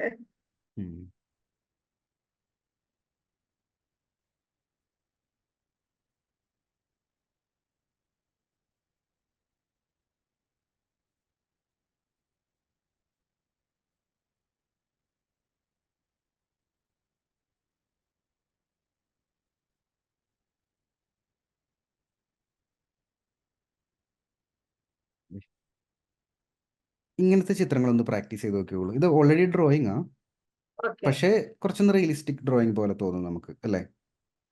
അപ്പം അങ്ങനെ ചെയ്യുമ്പോൾ മാക്സിമം പെൻസിൽ യൂസ് ചെയ്യാനായിട്ട് ശ്രദ്ധിക്കുക. ബ്ലെൻഡിങ് ആവശ്യമുള്ള സ്ഥലത്ത് മാത്രം ബ്ലെൻഡ്. ഇപ്പോൾ ഇവിടെ നോക്കിക്കഴിഞ്ഞാൽ മനസ്സിലാവും ഇതൊക്കെ പെൻസിൽ ഉപയോഗിച്ച് ഷെയ്ഡ് ചെയ്തിരിക്കുന്നത്. പക്ഷെ ഇവിടെ വന്നപ്പോൾ ഈ ഒരു ലെയർ ബ്ലെൻഡ് ചെയ്തിട്ടിരിക്കുക ആ ഇങ്ങോട്ടേക്ക്. ഈ ഒരു ഷേപ്പ് ഉണ്ടോ? അപ്പോൾ ആ ഒരു ഷേപ്പിൽ വേണം ആ ബ്ലെൻഡിങ് സ്റ്റംപ് ഓടിക്കാനായിട്ട്. അപ്പോൾ ഓ, നമുക്ക് ഈ ഷേപ്പ് ബിൽഡ് ചെയ്യാം. അതുപോലെ തന്നെ ഇവിടെ ഇങ്ങനെ ബ്ലെൻഡ് ചെയ്ത് കഴിഞ്ഞാൽ ഇവിടെയും നമുക്ക് ഇത്തരത്തിലൊരു ഷേപ്പ് ക്രിയേറ്റ് ചെയ്യാൻ പറ്റും. ഇവിടെ ഇങ്ങനെ ബ്ലെൻഡ് ചെയ്ത് കഴിഞ്ഞാൽ ഈ ഒരു ഷേപ്പ് നമുക്ക് ക്രിയേറ്റ് ചെയ്യാൻ പറ്റും. ഇങ്ങനെ ബ്ലെൻഡിങ് സ്റ്റംപ് ഉപയോഗിച്ചിട്ട് ആവശ്യമുള്ള ഷേപ്പുകളൊക്കെ ക്രിയേറ്റ് ചെയ്യാൻ പറ്റും. അതൊന്ന് ചെക്ക് ചെയ്താൽ മതി. അധികം കോംപ്ലിക്കേഷൻ ചിത്രത്തിലോട്ടും ഉണ്ട്. ഇത്തരത്തിലൊരു ചിത്രം ബ്ലെൻഡിങ് പഠിക്കാൻ വേണ്ടി മാത്രം ഒരു പ്രാക്ടീസ് നല്ലതായിരിക്കും. ഇതൊക്കെ നല്ലൊരു എക്സാമ്പിളാണ്. ഓക്കെ. കണ്ടോ, ഇതിൽ പെൻസിലിന്റെ പാട് കാണുന്നതൊക്കെ പെൻസിൽ ഉപയോഗിച്ച് ഷെയ്ഡ് ചെയ്തതാണ്. ബാക്കി ഇതൊക്കെ ബ്ലെൻഡിങ് ആയിരിക്കും ചിലപ്പോൾ. അങ്ങനെയാണെങ്കിൽ ഇവിടെ ഷെയ്ഡ് ചെയ്തിട്ട് ഇങ്ങോട്ടേക്ക് ബ്ലെൻഡ് ചെയ്ത് ഇട്ടാൽ മതി. അപ്പം വളവില് മാത്രം യൂസ് ചെയ്താൽ മാത്രം മതി അല്ല ശരിക്കും? അതായത് പെൻസിൽ നമ്മൾ ഷെയ്ഡ് ചെയ്ത് കഴിഞ്ഞാല് ആ വരുന്ന ആ ഒരു ചരിവില് മാത്രം ബ്ലെൻഡ് ചെയ്താൽ മതി അല്ല സാർ പറയുന്നത്? മറ്റേ ടച്ച് ചെയ്യണ്ട. മറ്റേത് ചെയ്യേണ്ട ആവശ്യം നോർമലി ഈ സ്റ്റേജിൽ നമുക്കില്ല. ആ ട്രാൻസിഷനിൽ മാത്രം ബ്ലെൻഡ് ചെയ്താൽ മതി. കാരണം ബ്ലെൻഡ് ചെയ്യുമ്പോൾ എന്താ സംഭവിക്കുന്നത്? ആ ഷെയ്ഡ് സ്മഡ്ജ് ആയിട്ട് ലൈറ്റ് ടോണിലോട്ട് ആവുകയല്ലേ ചെയ്യുന്നത്. അപ്പോൾ അതന്നെ. അങ്ങനെയുള്ള അവസ്ഥയുള്ള സ്ഥലങ്ങളിൽ മാത്രം ചെയ്താൽ മതി. ഇനി രണ്ടാമതൊരു സിറ്റുവേഷൻ കൂടി ഉണ്ട്. ഇദ്ദേഹത്തിന്റെ സ്കിൻ ഇത്തിരി റഫ് അവിടെ, പക്ഷെ ആ സ്കിൻ സ്മൂത്ത് ആണെങ്കിൽ നമുക്ക് ബ്ലെൻഡ് ചെയ്യാം. അവിടെ ചെയ്യാം. ബ്ലെൻഡിങ് സ്റ്റംപ് ഉപയോഗിച്ച് കഴിഞ്ഞാൽ അത് സ്മൂത്ത് പോലെ തോന്നും. മനസ്സിലായി? അത് നമുക്ക് സെക്കൻഡ് സ്റ്റേജിലോട്ട് അടുത്തൊരു ഡ്രോയിങ് കഴിഞ്ഞാൽ അതിന്റെ അടുത്ത ഡ്രോയിങ്ങിൽ മാത്രം ചെയ്താൽ മതി. കൺഫ്യൂഷൻ ഒഴിവാക്കാൻ വേണ്ടിയിട്ടാണ്. ഒരു എക്സാമ്പിൾ കാണിച്ചു തരാം. ഞാൻ നോക്കട്ടെ കേട്ടോ. യെസ്, ഇതിപ്പോൾ എനിക്കൊന്ന് ഫോട്ടോ ആണെന്ന് തോന്നുന്നു, ഒറിജിനൽ ഫോട്ടോ ആണെന്ന് തോന്നുന്നു. പക്ഷെ ഇദ്ദേഹത്തിന്റെ ഈ മൂക്കിന്റെ ഒരു ഭാഗം ഉണ്ടോ? ഇത് നല്ല സ്മൂത്ത് ഷെയ്ഡ് അല്ലേ? ഓക്കെ. അപ്പോൾ വേണമെങ്കിൽ ലൈറ്റ് ആയിട്ട് ഷെയ്ഡ് ചെയ്തിട്ട് ബ്ലെൻഡിങ് സ്റ്റാമ്പ് യൂസ് ചെയ്യാം അതിന്റെ മുകളിലൂടെ. അപ്പോൾ സ്മൂത്ത് ഷെയ്ഡ്, സോഫ്റ്റ് സർഫസ് പോലെ കിട്ടും. റഫ് അല്ലാത്ത സോഫ്റ്റ് സർഫസ് പോലെ കിട്ടും. അപ്പോൾ ഞാനിപ്പോൾ ഇത് ഫുള്ള് പറഞ്ഞു കഴിഞ്ഞാൽ കൺഫ്യൂഷൻ. അതുകൊണ്ടാണ് ഞാൻ നേരത്തെ പറഞ്ഞത് ആ ട്രാൻസിഷനിൽ മാത്രം ബ്ലെൻഡിങ് യൂസ് ചെയ്താൽ മതി ഫസ്റ്റ് ടൈം. അപ്പോൾ ക്ലാരിറ്റി കിട്ടും. വേറെ എന്തെങ്കിലും ഡൗട്ട് ഉണ്ടോ ബ്ലെൻഡിങ്ങിൽ എക്സ്ട്രാ?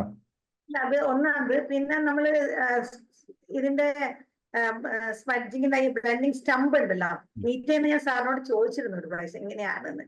ആദ്യത്തെ പ്രാവശ്യം ഞാൻ പെൻസിൽ കൊണ്ട് മീൻസ് ബ്ലേഡ് എടുത്ത് കട്ട് ചെയ്യുക ചെയ്തത്. അപ്പൊ അതെല്ലാം കൊളായി. എന്റെ എഡ്ജൊക്കെ മീൻസ് പ്രൊപ്പോർഷൻ ഒക്കെ മാറിപ്പോയി.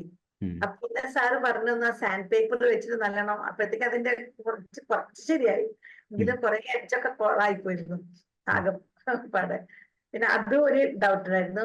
പിന്നെ അതിപ്പോ സാറ് പറഞ്ഞു തന്നു ഷെയ്ഡ് ചെയ്തതിന് ശേഷം മാത്രമാണോ ചെയ്യേണ്ടതെന്നുള്ള ഡൗട്ട് ഞാൻ എഴുതി വെച്ചിരുന്നു. പിന്നെ എന്താന്ന് വെച്ചാല് ചാർക്കോൾ പൗഡർ ഞാൻ വാങ്ങിയിരുന്നു. ഇപ്പൊ ഈ അടുത്താ വാങ്ങിയത്. ഉപയോഗിക്കാൻ അറിയില്ല. അത് ഉപയോഗിക്കുമ്പോൾ നമ്മൾ ശ്രദ്ധിക്കേണ്ട കാര്യം എങ്ങനെ, അതെങ്ങനെയാണ് നമ്മൾ ഇടേണ്ടത് ഇതിന്റെ അകത്തേക്ക്? ഡയറക്റ്റ് ഇട്ട് എല്ലാം കൂടി സ്പ്രെഡ് ആയി പോവില്ല. അതുകൊണ്ട് ഞാൻ പേടിച്ചിട്ട് തൊട്ടിട്ടില്ല. വാങ്ങിക്കൊണ്ടെന്ന് വെച്ചിട്ട് ഒരു 1 വീക്ക് ആയിട്ടുണ്ടാവുള്ളൂ. ഏത് ബ്രാൻഡ് എടുത്തിരിക്കുന്നത് ചാർക്കോൾ പൗഡർ? അവര് തന്നൊരു ബ്രാൻഡിന് വാങ്ങിയത്. എനിക്ക് അതിനെപ്പറ്റി അറിയില്ലായിരുന്നു. ഇത് കണ്ടോ, ഇതിരിക്കുന്നത് ചാർക്കോൾ പൗഡർ. ഇത് ഗ്രാഫൈറ്റ് പൗഡറും ഇത് ചാർക്കോൾ പൗഡറും. അപ്പൊ ഞാൻ ചെയ്യുന്നതെന്ന് വെച്ച് കഴിഞ്ഞാൽ ആ എടുക്കുന്നതിന്റെ അടപ്പുണ്ടല്ലോ, അടുപ്പിൽ തന്നെ കുറച്ചിങ്ങനെ തട്ടിയിടും. എന്നിട്ട് അതില് കോട്ടൺ, ഇത് പഞ്ഞിയാണ്, കോട്ടൺ പഞ്ഞി ഇങ്ങനെ ചുരുട്ടിയിട്ട് പഞ്ഞി ഡിപ്പ് ചെയ്തിട്ട് ഈ ഏറ്റവും ബ്ലാക്ക് ഉള്ള സ്ഥലങ്ങളിലാണ് നമ്മൾ ഏറ്റവും കൂടുതൽ ചാർക്കോൾ പൗഡർ യൂസ് ചെയ്യുക. ഡിപ്പ് ചെയ്തിട്ട് 2-3 ലെയർ പേപ്പറും നോക്കണം. പേപ്പർ ഇത്തിരി കട്ടിയുള്ള പേപ്പർ ആയിരിക്കണം. ഒരുപാട് റഫായിട്ടുള്ള പേപ്പർ ആവരുത്. മനസ്സിലാവണ്ട, ഒരു മീഡിയം സർഫസ് പേപ്പർ. അപ്പോൾ നമുക്ക് ഇത് ഒറ്റ ലെയർ കൊണ്ട് ചെയ്യുന്നതല്ല. ആദ്യം അപ്ലൈ ചെയ്യുമ്പോൾ ഇതുപോലെ ഗ്യാപ്പ് ഒക്കെ ഉണ്ടാവും. 2-3 ലെയർ അപ്ലൈ ചെയ്യുമ്പോഴാണ് നമുക്ക് നല്ല ബ്ലാക്കിലോട്ട്. ഞാൻ എൻ്റെ ഫൈനൽ കാണിച്ചിട്ട് വേണ്ടേ.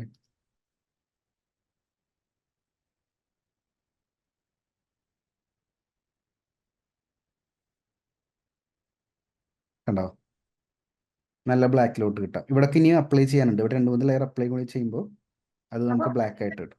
മറ്റേ ഇത് പിക്ചറിലേക്ക് വീഴുവോ സാർ? നമ്മള് മീൻസ് ഇത് ലാസ്റ്റ് ചിത്രം വരച്ചിട്ടല്ലേ നമ്മള് ബാക്ക്ഗ്രൗണ്ട് കൊടുക്കുക? ഇതിൽ ഞാൻ ചെയ്തത് ചിത്രം ഇത് ഞാൻ ലെഫ്റ്റ് ടു റൈറ്റ് ആണ് കംപ്ലീറ്റ് ആക്കി. ഓർഡർ നോക്കി കഴിഞ്ഞാൽ മനസ്സിലാവും. ലെഫ്റ്റ് ടു റൈറ്റ് ആണ് കംപ്ലീറ്റ് ആകുന്നത്. കണ്ടോ, ഫിനിഷ് ചെയ്ത് വരുന്നില്ല. അതായത് ഇതൊന്ന് ഫിനിഷ് ചെയ്ത് കഴിഞ്ഞാൽ പിന്നെ അവിടെ തൊടാൻ നമുക്ക് പറ്റില്ല. അങ്ങനെയാണ് കംപ്ലീറ്റ് ആവുന്നത്. എന്നിട്ട് ഈ എഡ്ജൊക്കെ വരുന്ന സമയത്ത്, ഇപ്പോൾ ചിത്രത്തിന്റെ ഉള്ളിൽ കയറുന്നല്ല ഡൗട്ട്, എഡ്ജ് വരുന്ന സമയത്ത് ഇതൊക്കെ നമ്മൾ പെൻസിൽ ഉപയോഗിച്ച് ചെറിയൊരു ബോർഡർ ക്രിയേറ്റ് ചെയ്തു. ബ്ലാക്ക് ചാർക്കോൾ പെൻസിൽ ഉപയോഗിച്ചിട്ട് ഓക്കെ. മനസ്സിലാവുണ്ടോ? അത് കഴിഞ്ഞിട്ട് ബാക്കിയുള്ള സ്ഥലങ്ങളിലാണ് ഞാൻ ആ വീഡിയോ പ്ലേ ചെയ്താണ് ചിലപ്പോൾ മനസ്സിൽ കണ്ടോ. ബോർഡർ വെച്ചിട്ട് ബാക്കിയുള്ള ഭാഗങ്ങളിൽ മറ്റേ ഇത് വെച്ചിട്ട് കോട്ടൺ വെച്ചിട്ട് ഫില്ല് ചെയ്യും. അപ്പം നമുക്ക് ഡെപ്തിലുള്ള ബ്ലാക്ക് ബാക്ക്ഗ്രൗണ്ട് കിട്ടും. ഇനിയിപ്പോൾ നെക്സ്റ്റ് ലെവലിൽ ഇനിയിപ്പോൾ ഒരു കുറച്ചും കൂടി പ്രാക്ടീസ് കഴിയുമ്പോൾ ഈ ഗ്രാഫൈറ്റ് പൗഡറും ഈ ചാർക്കോൾ പൗഡറും ഒക്കെ നമുക്ക് ബ്ലെൻഡിങ് സ്റ്റമ്പിൽ ഡിപ്പ് ചെയ്തിട്ട് ഡയറക്റ്റ്ലി അപ്ലൈ ചെയ്യാനും പറ്റും. ബ്ലെൻഡിങ് ചെയ്യാനായിട്ട് നേരത്തെ ചോദിച്ചില്ലേ പെൻസിൽ ഉപയോഗിച്ചിട്ടാണോ ബ്ലെൻഡ് ചെയ്യേണ്ടതെന്ന്. ഈ സ്റ്റേജിൽ അങ്ങനെ ചെയ്യണ്ടേ. ഈ സ്റ്റേജ് കഴിഞ്ഞ് അടുത്ത സ്റ്റേജിലോട്ട് എത്തുന്ന സമയത്ത് ഡയറക്റ്റ്ലി ഡിപ്പ് ചെയ്യാം. ഡിപ്പ് ചെയ്തിട്ട് ബ്ലെൻഡിങ് സ്റ്റംപ് ഉപയോഗിച്ചിട്ട് ഷെയ്ഡൊക്കെ ക്രിയേറ്റ് ചെയ്യാൻ പറ്റും നമുക്ക്. എനിക്ക് തോന്നുന്നു ആ ചിത്രത്തിൽ കുറേ വീഡിയോയിൽ ചിലപ്പോൾ കാണാൻ പറ്റില്ല സ്പീഡ് ആയതുകൊണ്ട്. അത് കണ്ടോ, ഇത് ബ്ലെൻഡിങ് സ്റ്റമ്പിൽ ഗ്രാഫൈറ്റ് പൗഡർ മുക്കിയിരിക്കുക. എന്നിട്ട് ഓക്കെ. കണ്ടോ, അത് വെച്ചിട്ടാണ് ഞാൻ ചെയ്യുന്നത്. ആ. അങ്ങനൊരു ഓപ്ഷൻ നമുക്കുണ്ട്. ഓക്കെ. ഇതൊക്കെ മനസ്സിലാക്കി വെച്ചാൽ മതി. ആ സ്റ്റേജിൽ എത്തുമ്പോൾ നമുക്ക് തീർച്ചയായിട്ടും എളുപ്പത്തിൽ ചെയ്യാൻ പറ്റും. ഞാൻ അഡ്വാൻസ് ആയിട്ടൊന്നും തുടങ്ങിയിട്ടില്ല. സാറ് പറയുന്ന ആ വീഡിയോ പ്രകാരം ക്രമത്തിലാണ് പോകുന്നത്. ഓരോ വീഡിയോ നോക്കിയിട്ട് ഇപ്പം ഞാൻ ചാപ്റ്റർ 22 എത്തിയിട്ടുള്ളൂ. അനാട്ടമി ഫീമെയിൽ ബോഡി എത്തിയിട്ടുള്ളൂ. അത് ക്രമമായിട്ട് അതും ചിലതൊക്കെ ഞാൻ തിരിച്ചിട്ട് പോവുകയും ചെയ്യുന്നുണ്ട് വീണ്ടും വാച്ച് ചെയ്യാൻ വേണ്ടിയിട്ട്. കാരണം അങ്ങനെ അല്ലാണ്ട് പോയില്ലെങ്കിൽ എനിക്കൊരു തൃപ്തിയില്ലാത്ത പോലെയാണ്. വീഡിയോ എന്തോ ലാക്കിങ് ഫീൽ ചെയ്യുക. അപ്പൊ വീണ്ടും തിരിച്ചിട്ട് പോകും. അങ്ങനെയാണ്. അങ്ങനെ നമ്മുടെ കോഴ്സിന്റെ സിലബസ് ക്രിയേറ്റ് ചെയ്യുന്ന സമയത്ത് ടീച്ചർ ആയതുകൊണ്ട് പറയാം കേട്ടോ. സിലബസ് ക്രിയേറ്റ് ചെയ്യുന്ന സമയത്ത് ഞാൻ ഒരുപാട് ടൈം ഇൻവെസ്റ്റ് ചെയ്തിട്ടുണ്ട്. അപ്പോൾ ഒരു പെർഫെക്റ്റ് സിലബസ് ആക്കണമെന്ന് വിചാരിച്ചിട്ട് ബേസിക്കിന്ന് ഒരു എൻഡ് വരെ ഒരു ഓർഡറിലാണ് സെറ്റ് ചെയ്തിരിക്കുന്നത്. അപ്പോൾ ഇതിന്റെ ബെനിഫിറ്റ് പഠിക്കുന്ന സ്റ്റുഡൻറ്റിന് പഠിക്കുന്നതിനെ കുറിച്ച് മാത്രം ആലോചിച്ചാൽ മതി. മനസ്സിലാവുന്നുണ്ട്? അടുത്ത് എന്താണെന്ന് ആലോചിച്ച് ടെൻഷൻ അടിക്കേണ്ട ആവശ്യമില്ല. നേരെ തിരിച്ച് എല്ലാ ടെക്നിക്കും ആദ്യമേ തന്നെ ഞാൻ ഫുള്ളായിട്ട് പഠിപ്പിച്ചു കഴിഞ്ഞാൽ പിന്നെ ഈ പറഞ്ഞ പോലെ ഭയങ്കര കൺഫ്യൂഷൻ ആയിരിക്കും. ബ്ലെൻഡിങ് സ്റ്റെമ്പ് എവിടെ യൂസ് ചെയ്യണം, ചാർക്കോൾ പൗഡർ എവിടെ യൂസ് ചെയ്യണം, ഗ്രാഫൈറ്റ് ഒന്നും നമുക്ക് ചെയ്യാൻ പറ്റൂല. അപ്പോൾ ഇത് ഓർഡറിൽ പഠിക്കുന്ന സമയത്ത് ഇത് കഴിഞ്ഞാൽ അത്, ഇത് കഴിഞ്ഞാൽ അത്, അങ്ങനെ ഇമ്പ്രൂവ് ആയിട്ട് നമുക്ക് വരുന്നത് മനസ്സിലാക്കാനായിട്ട് പറ്റും. അപ്പോൾ നേരത്തെ പറഞ്ഞ പോലെ ആ പോർട്രേറ്റിൻ്റെ ആ സെക്ഷൻ ആ ബ്ലെൻഡിങ് സ്റ്റെമ്പ് ഉപയോഗിച്ച് ഷെയ്ഡിൻ്റെ എൻഡുകൾ ബ്ലെൻഡ് ചെയ്ത് കഴിഞ്ഞിട്ട് നെക്സ്റ്റ് ലെവലിലോട്ട് പോകുന്നത് ഈസി ആയിരിക്കും. വേറെ എന്താ ഡൗട്ട് എഴുതി വെച്ചിരിക്കുന്നത്? പറയാണ്ടിങ്ങനെ എഴുതി അന്ന് സാറിന്റെ മീറ്റിംഗ് വെന്ത് നടത്തിയപ്പോ തന്നെ എഴുതി. അപ്പൊ ലാസ്റ്റ് മീറ്റിംഗ്സിൽ എന്ത് പറ്റി അതിന്റെ ഒക്കെ ഉത്തരം സാറ് തന്നു കഴിഞ്ഞു. 18th 25th മീറ്റിംഗ് അപ്പൊ ഈ ആറ്റുകാൽ പൊങ്കാലോടെ മീറ്റിംഗ് കണ്ടില്ല. പക്ഷെ രണ്ടാമത് ഞാനത് റെക്കോർഡഡ് മീറ്റിംഗ് ഞാൻ കാണാണ്ടിരിക്കൂല. അപ്പൊ അങ്ങനെ വിട്ടുപോകുന്ന ദിവസം അത് നോക്കുമ്പോ ഞാൻ ചോദിച്ച ചോദ്യം അവിടെ ഉണ്ട്.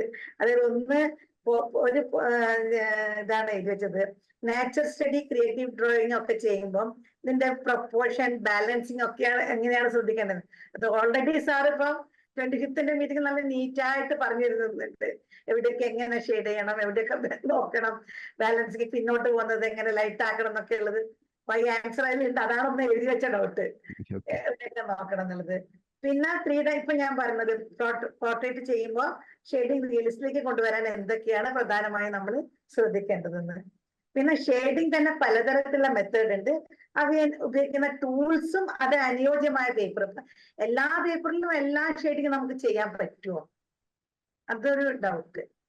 അതുണ്ടല്ലോ, അത് ഓരോ പഠിപ്പിക്കുന്ന ടീച്ചറിന്റെ ശൈലി. ഇപ്പോൾ ശരിക്കും പറഞ്ഞാൽ എനിക്ക് റിയൽ ആയിട്ട് ഒരു ഡ്രോയിങ് സ്റ്റൈലോ പെയിന്റിങ് സ്റ്റൈലോ ഇല്ല. അതുകൊണ്ട് തന്നെയാണ് ഞാൻ ആർട്ട് ടീച്ചിങ് പ്രൊഫഷൻ എടുത്തത്. അതിന്റെ ബെനിഫിറ്റ് നമ്മുടെ സ്റ്റുഡൻറ്റിനാണ്. കാരണം ആലോചിച്ച് നോക്ക്, ഞാനൊരു പെർട്ടിക്കുലർ സ്റ്റൈലിൽ വരയ്ക്കുന്ന, പെർട്ടിക്കുലർ മീഡിയത്തിൽ മാത്രം വരയ്ക്കുന്ന ഒരു ആർട്ടിസ്റ്റ് ആണെങ്കിൽ നിങ്ങളും എൻ്റെ സ്റ്റൈല് കോപ്പി ചെയ്യും. അതുകൊണ്ട് സ്റ്റുഡൻസിന് യാതൊരു ബെനിഫിറ്റ് ഇല്ല. ആർട്ടിസ്റ്റിന്റെ കോപ്പി ആയിട്ട് മാത്രം സ്റ്റുഡന്റ് മാറിക്കൊണ്ടിരിക്കും. ആർട്ടിസ്റ്റിനാണ് ബെനിഫിറ്റ്. ആ സ്റ്റുഡന്റ് എവിടെയെങ്കിലും പോയിട്ട് പ്രൈസ് വിൻ ചെയ്യണമെങ്കിൽ പറയും ഈ ടീച്ചർ പഠിപ്പിച്ചതാണ്. പക്ഷെ ശരിക്കും ടീച്ചറിലോട്ട് കൂടുതൽ ഫോക്കസ് കിട്ടും. ഞാൻ ചെയ്യുന്ന കാര്യം എനിക്ക് സ്വന്തമായിട്ട് മെത്തേഡും ടെക്നിക്കും ഞാൻ ഇതുവരെ ഉണ്ടാക്കാനായിട്ട് ശ്രമിച്ചിട്ടില്ല. അല്ലെങ്കിൽ എൻ്റെ സ്റ്റൈല് മെത്തേഡും ടെക്നിക്കും അല്ല, എൻ്റെ ഡ്രോയിങ് സ്റ്റൈൽ ഞാൻ ഡെവലപ്പ് ചെയ്യാനായിട്ട് ശ്രമിച്ചിട്ടില്ല. പക്ഷേ പല ആർട്ടിസ്റ്റുകൾക്കും സ്വന്തമായിട്ടുള്ള ഡ്രോയിങ് സ്റ്റൈലുകൾ ഉണ്ട്. അപ്പോൾ ചിലർ റഫ് പേപ്പറിലായിരിക്കും റിയലിസ്റ്റിക് ആയിട്ട് ഡ്രോയിങ് ചെയ്യുന്നുണ്ടായിരിക്കുക, ചിലർ സ്മൂത്ത് പേപ്പറിലായിരിക്കും. ഇതിനൊക്കെ റിയലിസം ചെയ്യാൻ സ്മൂത്ത് പേപ്പർ വേണമെന്നൊന്നുമില്ല. പക്ഷെ നമ്മുടെ കോഴ്സിലൂടെ എൻ്റെ ഒരു എക്സ്പീരിയൻസ് വെച്ചിട്ട് ബിഗിനേഴ്സിന് എളുപ്പത്തിൽ എന്തൊക്കെയാണ് ചെയ്യുന്നതെന്ന് നമ്മൾ പറഞ്ഞു തരുന്നത്. റഫ് പേപ്പറിലും ചെയ്യാം റിയലിസ്റ്റിക് ആയിട്ട്. പക്ഷേ അവിടെ ചെയ്യുമ്പോൾ ടെക്സ്ചറിൽ ഡിഫറൻസ് വരും. റഫ് പേപ്പർ ആവുന്ന സമയത്ത് അറിയാമല്ലോ, ചെറിയൊരു ടെക്സ്ചർ ഉണ്ടായിരിക്കും. അതാണ് ഡിഫറൻസ് വരുന്നത്. അപ്പോൾ കാണുന്ന കാഴ്ചയിൽ ഡിഫറെൻ്റ് ആയിട്ട് തോന്നും, വരകൾ ഒരു സ്റ്റൈലൈസ്ഡ് ആയിട്ട് തോന്നും. ഞാൻ നോക്കട്ടെ, ഞാൻ സെർച്ച് ചെയ്ത് നോക്കട്ടെ, കിട്ടുകയാണെങ്കിൽ ഇപ്പം തന്നെ റിയൽ ആയിട്ട്. കാരണം ഇപ്പോൾ മാമിനോട് മാത്രമേ ഞാൻ സംസാരിക്കുന്നത്, ഈ വീഡിയോ ഒരുപാട് പേര് കാണും. സെയിം സംശയമുള്ള ഒരുപാട് പേരുണ്ടായിരിക്കും. അപ്പോൾ അവർക്കൊക്കെ യൂസ്ഫുൾ ആകും. ഒരു മിനിറ്റ് കേട്ടോ.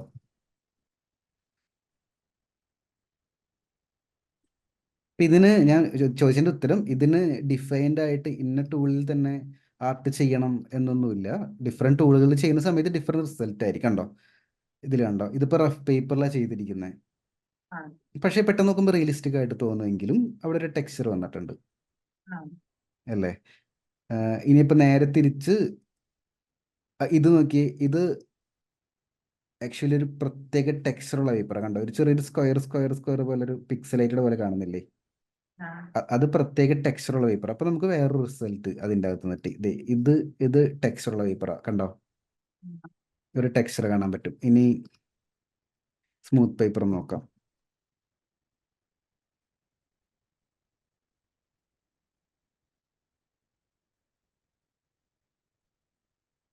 സ്മൂത്ത് പേപ്പർ ആവുന്ന സമയത്ത് ആ ടെക്സ്ചർ അവിടെ ഉണ്ടാവില്ല. നമ്മൾ വരയ്ക്കുന്നത് എന്താണോ അത് മാത്രമായിരിക്കും റിസൾട്ടിൽ വരുന്നുണ്ടായിരിക്കുക. അതുകൊണ്ടാണ് ബിഗിനേഴ്സിൻ്റെ അടുത്ത് ഞാൻ സ്മൂത്ത് പേപ്പർ സജസ്റ്റ് ചെയ്യുന്നത്, ഓക്കെ. ക്ലാരിറ്റി കിട്ടിയോ. അല്ലെങ്കിൽ ചിലപ്പോൾ ടെക്സ്ചർ ഉള്ള കാര്യം ചിലപ്പോൾ അവർ വിചാരിക്കും, ഞാൻ ഇത് ചെയ്തില്ല പക്ഷേ ഇതെന്ത് ഇങ്ങനെ വന്നതെന്ന് വിചാരിക്കും.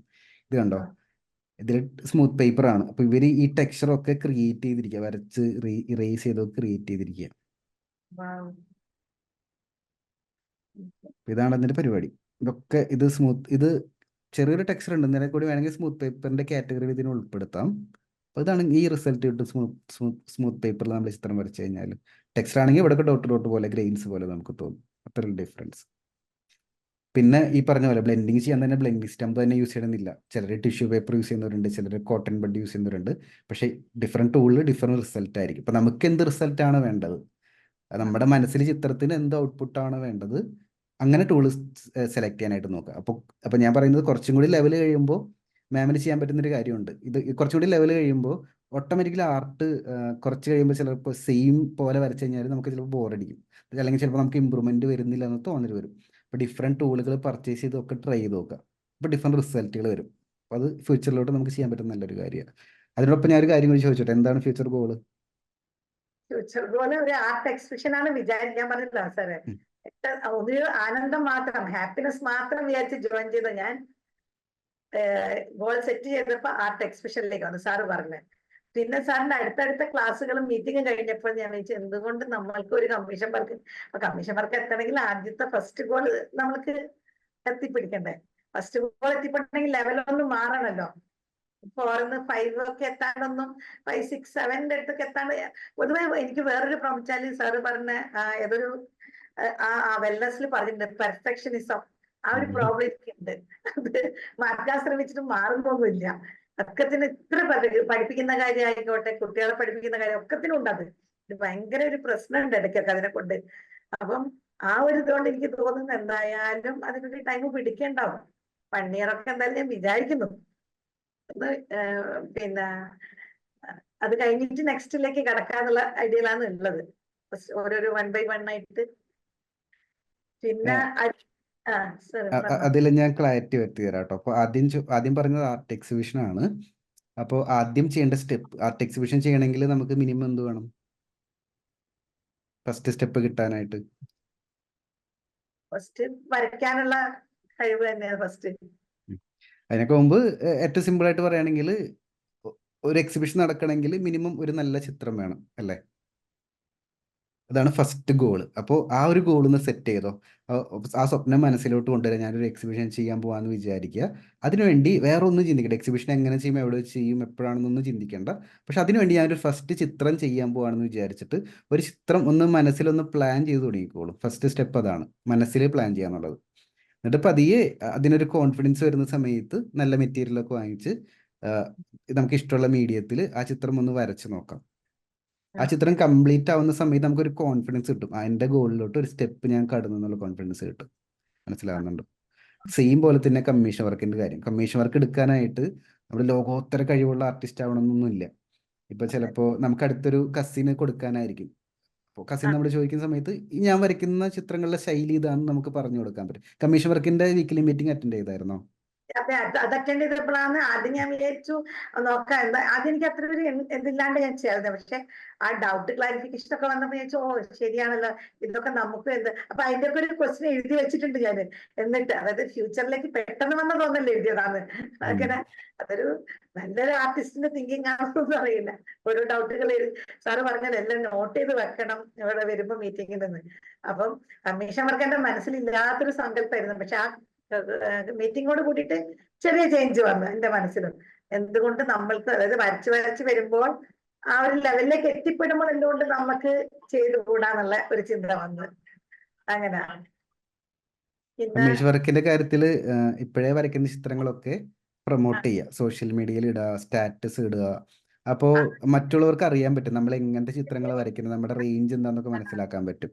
അടുത്ത ദിവസം ഞാനിങ്ങനെ പറഞ്ഞു, ഈ സാറുമായിട്ട് എനിക്കൊരു മീറ്റിംഗ് ഉണ്ട് എന്ന് പറഞ്ഞപ്പോഴാണ് ആദ്യമായിട്ട് ആ ഒരു സിംഹത്തിനെ വരച്ചത് ടീച്ചേഴ്സ് കാണുന്നത്. ശരി. പോയി അവരൊന്ന് ഇത്ര എത്തിയിട്ടാണോ നീ ഞങ്ങളോട് മിണ്ടാകുന്നത്. അത് കഴിഞ്ഞ് അവർ ആർട്ട്, ഞങ്ങളെ ക്ലാസ് സ്കൂളിലെ ആർട്ട് സാറിനെ വിളിച്ചോണ്ടത്. സാറ് ഇതെന്താഞ്ഞിട്ടാമേ, ഇത് ഞാൻ അറിഞ്ഞതേ ഇല്ലല്ലോ എന്നാ ചെയ്തത്. ഞാൻ ഇതുവരെ വിട്ടിട്ടില്ല. നമ്മളെ ഫേസ്ബുക്ക് ഗ്രൂപ്പിൽ ഇടാന്നല്ലാണ്ട് പുറത്തേക്കൊന്നും ഇട്ടിട്ടില്ല. അങ്ങനെ ഇനി ഇട്ട് കൊടുക്കാം. ചെയ്യാം. പിന്നെ ഒരു ഡൗട്ട് വന്നത് still life drawing, natural study drawing ഒക്കെ ചെയ്യുമ്പോൾ അനുയോജ്യമായ ഷെയ്ഡിങ് മെത്തേഡ്സ്, അതിപ്പോ സാറ് പറഞ്ഞു തന്നെ. ഞാൻ പറഞ്ഞു അവിടെ ഞാൻ ടിക്ക് ഇട്ട് വെച്ചിട്ടുണ്ട്. ഓൾറെഡി എനിക്ക് ഈ ലാസ്റ്റ് അതായത് പൊങ്കാലയ്ക്ക് പോയ 25th ക്ലാസ്സിന് സാർ ക്ലിയർ ആയിട്ട് നല്ലൊരു ക്ലാസ് ആണ് അത്. അത് ഇനി വരച്ചു തുടങ്ങണം ആ പിക്ചർ. ഇന്നലെയൊക്കെ ഭയങ്കര ക്ഷീണായിട്ട്, പക്ഷെ ക്ലാസ് മുഴുവൻ ഞാൻ കണ്ടു കഴിഞ്ഞു. വളരെ നല്ലതാണ്. പിന്നെ ഒരു ലൈവ് പോർട്രേറ്റ് ഇപ്പൊ നമ്മൾ ചെയ്യുകയാണെങ്കിൽ ഗ്രിഡ് ഇടാതെ തന്നെ ഡയറക്റ്റ് ആയിട്ട് നമ്മൾ വരയ്ക്കുമ്പോൾ ചെറിയ ചെറിയ മിസ്റ്റേക്സ് വരുമല്ലോ സാർ. ചിലപ്പോൾ ചെറിയ മിസ്റ്റേക്സ് തന്നെ അതിനെ കംപ്ലീറ്റ് അതിനെ മാറ്റി തന്നെ ഇരിക്കുക, ക്യാരക്ടറിനെ മാറ്റി തന്നെ വരുത്തും. അതൊക്കെ എങ്ങനെ നമ്മൾ മാറ്റിയെടുക്കാം? ഒരു പിക്ചർ നോക്കി നമ്മൾ വരച്ച് അവിടെ ഒരു സ്കില്ല് നമുക്ക് ആവശ്യമുണ്ട്. ഇപ്പോ ഈ ഒരു മൊബൈൽ നോക്കി വരയ്ക്കുമ്പോൾ നമുക്ക് കണ്ണുകൊണ്ട് ഇതിന്റെ മെഷർമെന്റ് അറിയാൻ പറ്റണം. മനസ്സിലാവുന്നുണ്ടോ? മെഷർമെന്റ് അറിയാൻ പറ്റണം എന്നല്ല ഉദ്ദേശം. ഇതിപ്പോൾ നമുക്ക് ഏത് സൈസിൽ വേണമെങ്കിൽ വരയ്ക്കാം. ഇപ്പം ഞാൻ ലാർജ് സൈസിലാണ് വരയ്ക്കുന്നതെങ്കിൽ ഇതിന്റെ നീളത്തിനോട് അനുപാതികമായിട്ട് ഇതിന്റെ വീതി നമുക്ക് മനസ്സിലാക്കാൻ പറ്റണം. അപ്പം അതിന് ഒബ്സർവേഷൻ സ്കിൽ എന്ന് പറയുന്നത്, മെഷർമെന്റ് എടുക്കാനുള്ള ഒബ്സർവേഷൻ സ്കില്ല്. ഒരു ലെവലും കൂടി ഞാൻ കടന്നൊരു എക്സാമ്പിളും കൂടി പറഞ്ഞുതരാം. ഇപ്പോൾ ഈ മൊബൈലിൽ തന്നെ ഇങ്ങനെ ഒരു സാധനം ഉണ്ടെന്ന് വിചാരിക്കും. ഇങ്ങനെ ഒരു കോർണറിൽ ഇങ്ങനെ ഒരു സംഭവം ഉണ്ടെന്ന് വിചാരിക്കും. അപ്പൊ ശരിക്കും നമുക്ക് ഈ ലെങ്ത് മാത്രം അറിഞ്ഞാൽ പോരാ, ഈ ആംഗിളും കൂടി എത്രയാണെന്ന് അറിയണം. മനസ്സിലാവുണ്ടോ? നമുക്ക് ഇങ്ങനെയും വരയ്ക്കാം, ഇങ്ങനെയും വരയ്ക്കാം. അപ്പൊ അങ്ങനെ ഡിഫറെന്റ് കോംപ്ലക്സ് ഷേപ്പുകളും ആംഗിളും ലെങ്ത്തും പ്രപ്പോർഷനും ഒക്കെ കൂടി ചേർന്നാണ് എല്ലാ ഔട്ട്ലൈനും ഇട്ട് വരയ്ക്കുന്ന എല്ലാ ചിത്രങ്ങളും. പോർട്രേറ്റ് ആണെങ്കിലും ലാൻഡ്സ്കേപ്പ് ആണെങ്കിലും സ്റ്റിൽ ലൈഫ് ആണെങ്കിലും. ഇതിൽ പോർട്രേറ്റിന്റെയും ഒക്കെ ഈ പോർട്രേറ്റിന്റെ ഒരു സ്പെഷ്യാലിറ്റി ആണ്, പോർട്രേറ്റ് നോൺ ഫോർഗിങ് സബ്ജക്റ്റാ. അതായത് ഇപ്പൊ ഒരു കുപ്പി വരച്ചിട്ട് കുപ്പിയുടെ കഴുത്തിൽ നീളം കൂടി പോയാലും കുപ്പി തന്നെയാണ്. പക്ഷെ ഒരാളുടെ മനുഷ്യന്റെ ഒരു ചിത്രം വരയ്ക്കും, മൂക്ക് ലെഫ്റ്റിലോട്ട് നീങ്ങിപ്പോയി കഴിഞ്ഞാൽ അത് ചിത്രം അല്ല എന്ന് പറയും. അതാണ് ഇതിന്റെ പ്രശ്നം. ഇത് നോൺ ഫോർഗീവ്. അത് നമുക്ക് മിസ്റ്റേക്ക് ഫോർഗീവ് ചെയ്യുന്നില്ല നോർമലി റിയലിസ്റ്റിക് വരയ്ക്കുമ്പോൾ പോർട്രേറ്റില്ലേ. അപ്പോൾ അവിടെ മെഷർമെന്റ് കറക്ഷൻ പറഞ്ഞിട്ട് സാധനമുണ്ട്. നമ്മൾ എടുക്കുന്ന മെഷർമെന്റ് കറക്റ്റ് ആയിരിക്കണം. എന്തൊക്കെ മെഷർമെന്റ്? നീളം, വീതി, ഉയരം, പിന്നെ അതിന്റെ ആംഗിൾസ് കറക്റ്റ് ചെയ്യണം. ഇതിന് ശരിക്കും പ്രാക്ടീസ് മെത്തേഡ് ഉണ്ട്. എങ്ങനെ മെഷർമെന്റ് കറക്റ്റ് ചെയ്യണം എന്നുള്ള പ്രാക്ടീസ് മെത്തേഡ് ഉണ്ട്. അത് നമ്മുടെ അഡ്വാൻസ് പോർട്രേറ്റ് സ്കെച്ചിങ് കോഴ്സ് ഉണ്ടല്ലോ, A to Z pencil drawing course complete ആകുമ്പോൾ നമ്മൾ അതായിരിക്കും അറ്റൻഡ് ചെയ്യാൻ പോകുന്നുണ്ടായിരിക്കുക. അതിൻ്റെ അകത്ത് മെഷർമെന്റ് കറക്ഷൻ എന്ന് പറഞ്ഞിട്ട് തന്നെ ചാപ്റ്റർ ഞാൻ എക്സ്പ്ലെയിൻ ചെയ്യുന്നത്. അതൊരു പ്രാക്ടീസ് മെത്തേഡാണ്. അത് ഒരുപാട് ലൈൻസും സ്കെയിലൊക്കെ വെച്ച് അളന്ന് നോക്കി ഡോട്ടൊക്കെ ഇട്ട് അതൊക്കെ അളന്ന് നോക്കി ആംഗിളൊക്കെ മനസ്സിലാക്കാൻ പറ്റുന്ന പ്രാക്ടീസ് മെത്തേഡാണ്. അത് കുറേ ചെയ്യുമ്പോൾ നമുക്കൊരു ചിത്രം തന്നു കഴിഞ്ഞാൽ നമുക്ക് എളുപ്പത്തിൽ മനസ്സിലാക്കാൻ പറ്റും മെഷർമെന്റ്. അവിടെ നമുക്ക് അത് ഇമ്പ്രൂവ് ചെയ്യാൻ പറ്റും. മനസ്സിലായി? ഇപ്പൊ നമുക്ക് ചെയ്യാൻ പറ്റുന്ന കാര്യം, ഇപ്പൊ കുഞ്ഞു കുഞ്ഞു ചിത്രങ്ങൾ വരയ്ക്കുമ്പോൾ വെറുതെ കണ്ടുകൊണ്ട് കമ്പയർ ചെയ്യുക. ഇയാളുടെ മൂക്കിന്റെ നീളം എത്രയാ? മൂക്കിന്റെ നീളം എത്രയാണെങ്കിൽ ചുണ്ട് നോക്കുന്ന സമയത്ത് മൂക്കിന്റെ നീളത്തിന് പകുതി ആയിരിക്കും ചുണ്ടിന്റെ ഇടയിലുള്ള ഗ്യാപ്പ്. പകുതി ആണെങ്കിൽ പകുതി, അല്ലെങ്കിൽ മുക്കാൽ ഭാഗം അങ്ങനെ കമ്പയർ ചെയ്യാൻ പറ്റില്ല. ഓരോ നീളത്തിനോടും അടുത്തടുത്ത് നീളം കമ്പയർ ചെയ്തിട്ട് ചിന്തിച്ച് നോക്കുക. ആ ചാപ്റ്റർ എത്തുമ്പോഴേക്കും പക്ക ക്ലാരിറ്റി കിട്ടും. അത് മെയിനായിട്ട് എനിക്ക് എപ്പോഴും ഡൗട്ട് വെച്ചാൽ ഞാനൊരു കാരിക്കേച്ചർ വരച്ചല്ലോ സാറിന്റെ കല്യാണത്തിന്റെ സമയത്ത്. സാറിനെ കാണുന്നതിനെ കൊണ്ട് എനിക്ക് പിന്നെയും അത് ഒബ്സർവ് ചെയ്യുന്നുണ്ടല്ലോ. വലിയ പ്രശ്നം പറ്റില്ല. പക്ഷെ സാറിന്റെ വൈഫിനാ ഗോപികയുടെ വരയ്ക്കുമ്പോ എനിക്ക് ഡൗട്ട്, ഇത് ആ ഫേസ് തന്നെ ആവോ, ഇത് എങ്ങോട്ട് മാറാം. അപ്പോഴാണ് ഞാൻ ആ ഡൗട്ട് മനസ്സിലാക്കുന്നത്, ഇത് എങ്ങനെയായിരിക്കും സെയിം, ഇത് എങ്ങനെയൊക്കെ ഒപ്പിച്ചതാന്നാ വരാ. അതായത് ഉം. എനിക്ക് ഒരു തൃപ്തി വന്നിട്ടില്ല. അപ്പൊ ഈ ഉം. ഡൗട്ട് അന്നേരേ ഉള്ളതാണ്. ഇത് ചെറിയ മാറ്റം വന്നു പോയാൽ ചിലപ്പോ ഇപ്പൊ സാറാനെ കൊണ്ട് ധൈര്യത്തിൽ ഞാൻ വരച്ചു, കാരണം സാർ അത്ര ഫ്രീഡം തരുന്നതിനെ കൊണ്ട്. പക്ഷെ ചിലർക്കൊന്നും അത് ഇഷ്ടപ്പെടില്ല. ഇത്തിരി നമ്മൾ ഫേസ് ഒക്കെ ചേഞ്ച് ചെയ്യുന്നത്, ഇതൊന്നും ഞാനേ അല്ല എന്താ ഇങ്ങനെ വരച്ചെന്ന് ചോദിക്കും. അതുകൊണ്ട് അതൊന്ന് നന്നേ ഞാൻ മനസ്സിൽ വെച്ച ഒരു ചോദ്യമാണിത്. അപ്പൊ പ്രാക്ടീസ് ചെയ്ത് ചെയ്ത് തന്നെ ശരിയാവുമായിരിക്കും, അതല്ല പ്രാക്ടീസും ചെയ്യാം. ഈ പറയുന്ന ചാപ്റ്റർ അറ്റൻഡ് ചെയ്യുമ്പോൾ കുറെ മെത്തേഡ് ഉണ്ട്, അതും ചെയ്ത് കഴിയുമ്പോൾ എന്തായാലും കൃത്യമായിട്ട് മനസ്സിലാവും. പിന്നെ വന്നിട്ടുള്ള ഒരു ഡൗട്ട്, ഇനിയിപ്പോ അത് സാറിന്റെ കമ്മീഷന്റെ ആ ഒരു ക്ലാസ് കഴിഞ്ഞപ്പോഴാണ് ചിലരിപ്പോ സെപ്പറേറ്റ് ആയിട്ടുള്ള ഒരു 3-4 ഫോട്ടോസ് തന്നിട്ട് പറയും ഒരു കപ്പിൾ ഡ്രോയിങ് അല്ലെങ്കിൽ ഒരു ഫാമിലി ഡ്രോയിങ് ആക്കി ചെയ്യാൻ പറഞ്ഞാല്. അപ്പൊ അന്നേരം അവർ തന്നില്ല, നമുക്ക് സാറ് പറഞ്ഞൊരു മെത്തേഡ് 10 ഫോട്ടോസ് വാങ്ങാന്നുള്ളത്. അതില്ല എങ്കിൽ അവർ തന്നാൽ നമ്മൾ അതെങ്ങനെ നല്ല രീതിയിൽ നമുക്ക് ചെയ്ത് കൊടുക്കാൻ പറ്റും? നമുക്കത് എഡിറ്റിംഗ് അറിയാമെങ്കിൽ നമുക്ക് കുറച്ചും കൂടി ഈസിയാണ്. ഫോട്ടോ എഡിറ്റ് ചെയ്യാൻ പറ്റുന്നുണ്ടെങ്കിൽ നമുക്ക് ഗൂഗിളിൽ നിന്നൊക്കെ ഫാമിലി ഫോട്ടോസ് മാച്ചിങ് ആയിട്ടുള്ള, ഇപ്പോൾ കേരള ഫാമിലി ആണെങ്കിൽ കേരള ഫാമിലി എന്നൊക്കെ സെർച്ച് ചെയ്യുമ്പോൾ ഫാമിലി ഫോട്ടോസ് കിട്ടും. എന്നിട്ട് തല വെട്ടി മാറ്റി എഡിറ്റ് ചെയ്തിട്ട് ആ റെഫറൻസ് പിക്ചർ യൂസ് ചെയ്ത് ചെയ്യാൻ പറ്റും. ഓക്കെ. പിന്നല്ലെങ്കിൽ പിന്നെ ചെയ്യാൻ പറ്റുന്ന കാര്യം, നമ്മൾ എഡിറ്റിംഗ് അറിയില്ലെങ്കിൽ വേറൊരു ട്രഡീഷണൽ മെത്തേഡ് ഉണ്ട്, പ്രിന്റ് എടുക്കുക. പ്രിന്റ് എടുത്തിട്ട് ബ്ലാക്ക് ആൻഡ് വൈറ്റിൽ പ്രിന്റ് എടുക്കുക. പെൻസിൽ ഡ്രോയിങ് ആണ് ചെയ്യുന്നതെങ്കിൽ ബ്ലാക്ക് ആൻഡ് വൈറ്റിൽ പ്രിന്റ് എടുത്ത്, പക്ഷേ സൈസ് കറക്റ്റ് ആക്കണം പ്രിന്റ് എടുക്കുന്ന സമയത്ത്. എന്നിട്ട് പ്രിന്റിൽ ഒട്ടിക്കുക. ശരിക്കും പഴയ സിനിമ പോസ്റ്ററൊക്കെ അങ്ങനെ ക്രിയേറ്റ് ചെയ്യുന്ന പറയുന്നത്, എഡിറ്റിംഗ് ഇല്ലാത്ത കാലഘട്ടത്തിൽ ഡിഫറെന്റ് ആൾക്കാരെ വെട്ടി വെട്ടി വെട്ടി ഒട്ടിക്കും, എന്നിട്ട് അത് ഫോട്ടോ എടുക്കും. അതാണ് പ്രിന്റ് ചെയ്യാൻ പോകുന്നത്. അതും നമുക്ക് ചെയ്യാൻ പറ്റും. അത് പിന്നെ എത്തിയിട്ടില്ല ഞാൻ. പിന്നെ എന്താ വെച്ചാൽ സാറിന് ഇങ്ങനെ ഇനിയൊരു മീറ്റിംഗ് കിട്ടില്ലല്ലോ, അതിന്റെ മുന്നേ അത് കുറച്ച് കഴിയുമ്പല്ലോ. അപ്പൊ ഞാൻ വെച്ചാൽ ഇനി വരുന്ന ഫ്യൂച്ചറിലേക്കുള്ളതിനും കൂടി എഴുതി വെച്ചതാ കമ്മീഷൻ ക്ലാസ് കഴിഞ്ഞപ്പോ. ആ ഒരു ഡൗട്ട് ഉണ്ടായിരുന്നു എന്റെ മനസ്സിൽ. പിന്നെ ഇതൊക്കെ തന്നെ മെയിൻ ആയിട്ടുള്ള, ബാക്കിയൊക്കെ സാറ് പറഞ്ഞതിൽ നിന്ന് എനിക്ക് കിട്ടിയിട്ടുണ്ട് ഓരോരോ ക്ലാസ്സിൽ നിന്നും. പിന്നെ ഓരോ ക്ലാസ്സിന്റെ ഞാൻ പറഞ്ഞല്ലോ സാർ, രണ്ടാമത് പോയി കാണുന്നൊരു, അങ്ങനെ നോക്കുമ്പോ ഞാനിപ്പോ ഏകദേശം യുവർ ഫസ്റ്റ് ലെസൺ 100 ആയി. എന്നിട്ട് പിന്നെ നോക്കുന്നില്ല ആർട്ടിസ്റ്റ് വെൽനസ് ഞാനൊരു 3 പ്രാവശ്യങ്ങളും കണ്ടിട്ടുണ്ടാവും. കാരണം അതിൽ ഓരോ ചാപ്റ്ററും നമ്മളെ ലൈഫായിട്ട് അത്ര കണക്റ്റഡ് ആണ്. അപ്പൊ ഞാൻ രണ്ടാമത് പോയി നോക്കും, മൂന്നാമത് പിന്നെ കുട്ടികൾക്ക് പറഞ്ഞു കൊടുക്കും, വീണ്ടും പോയി വാങ്ങിച്ചത്. പിന്നെ ഞാൻ നോട്ട് ബുക്കിലെല്ലാം വൃത്തിയായിട്ട് എഴുതി വെക്കാൻ തുടങ്ങി. ആ നോട്ട് ബുക്സിലുള്ളതിനെ കൊണ്ട് മൂന്നാമത്തെ നോട്ട് ബുക്കായി ഇപ്പൊ അതൊക്കെ എഴുതാൻ തുടങ്ങിയത്. പിന്നെ സക്സസ്ഫുൾ സ്കെച്ച് ബുക്ക് സീക്രട്സും 100% കഴിഞ്ഞ ക്ലാസ്. അത് നല്ലതാണ്. അതിലൊന്ന് കുറച്ച് ലേസി ആക്കിയത് ഞാൻ ഡ്രോ വിത്ത് ഈസി ലൈൻ ഉണ്ടല്ലോ, അത് 10% ആയിട്ടുള്ളൂ. കാരണം വെച്ചാൽ മറ്റുള്ളവർക്ക് ചെയ്യുമ്പോൾ ഇത് അങ്ങോട്ടേക്ക് എത്തുന്നില്ല. പക്ഷെ ഇപ്പൊ അത് തുടങ്ങിയിട്ടുണ്ട് വീണ്ടും.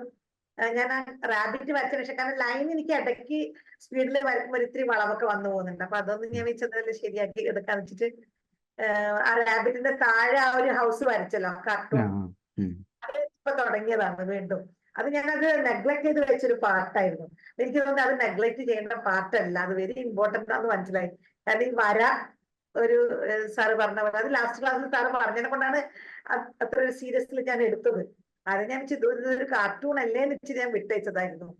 ഇപ്പൊ അതെന്താന്ന് വെച്ച് കഴിഞ്ഞാല്, നമ്മൾ ഏത് ലെവലിൽ വരയ്ക്കുന്ന ഒരാളാണെങ്കിലും നമ്മൾ ബേസിക് ഷേപ്പുകൾ എപ്പോഴും പ്രാക്ടീസ്, അല്ലെങ്കിൽ ഇത് കയ്യിൽ നിന്ന് പോകും. ഞാൻ എൻ്റെ ലൈഫിൽ നിന്ന് അനുഭവിച്ചൊരു കാര്യമാണ്. ചിലപ്പോൾ നമ്മൾ ഷെയ്ഡിങ് ഒക്കെ ചെയ്ത് വലിയ ലെവലെത്തി പെയിന്റിങ് ചെയ്യുന്ന ഒരാളാണെന്നൊക്കെ വിചാരിക്കും. പക്ഷെ ചിലപ്പോൾ ചില സർക്കിളൊക്കെ വരയ്ക്കുമ്പോഴായിരിക്കും അയ്യോ ഷേപ്പ് മാറിയിരിക്കുന്നത്. അപ്പോൾ ശരിക്കും ഈ ബേസിക് ഷേപ്പ് പ്രാക്ടീസ് നമുക്ക് കൂടെ വേണം. അപ്പോൾ ബേസിക് ഷേപ്പ് പ്രാക്ടീസ് ഏറ്റവും നല്ലത് കാർട്ടൂൺ തന്നെയാണ്. കാർട്ടൂണിലെ ബേസിക് ഷേപ്പാണ്. അപ്പോൾ അതുകൊണ്ടാണ് അതിൻ്റെ അകത്ത് അത് ഇൻക്ലൂഡ് ചെയ്തത്. പോലെ വരുന്നില്ല വട്ടത്തിനൊക്കെ അതെ ഒരു അതെ.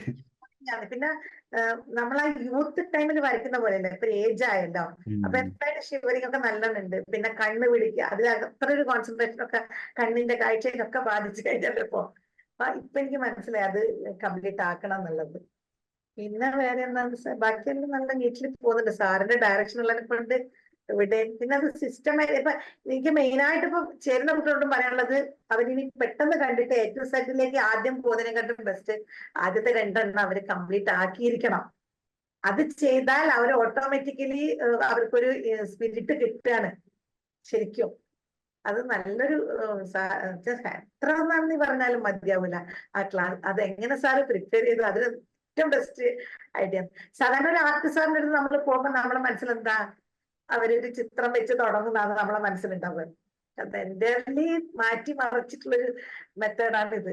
അത് കുട്ടികൾക്ക് വളരെ നല്ലതുമാണ്.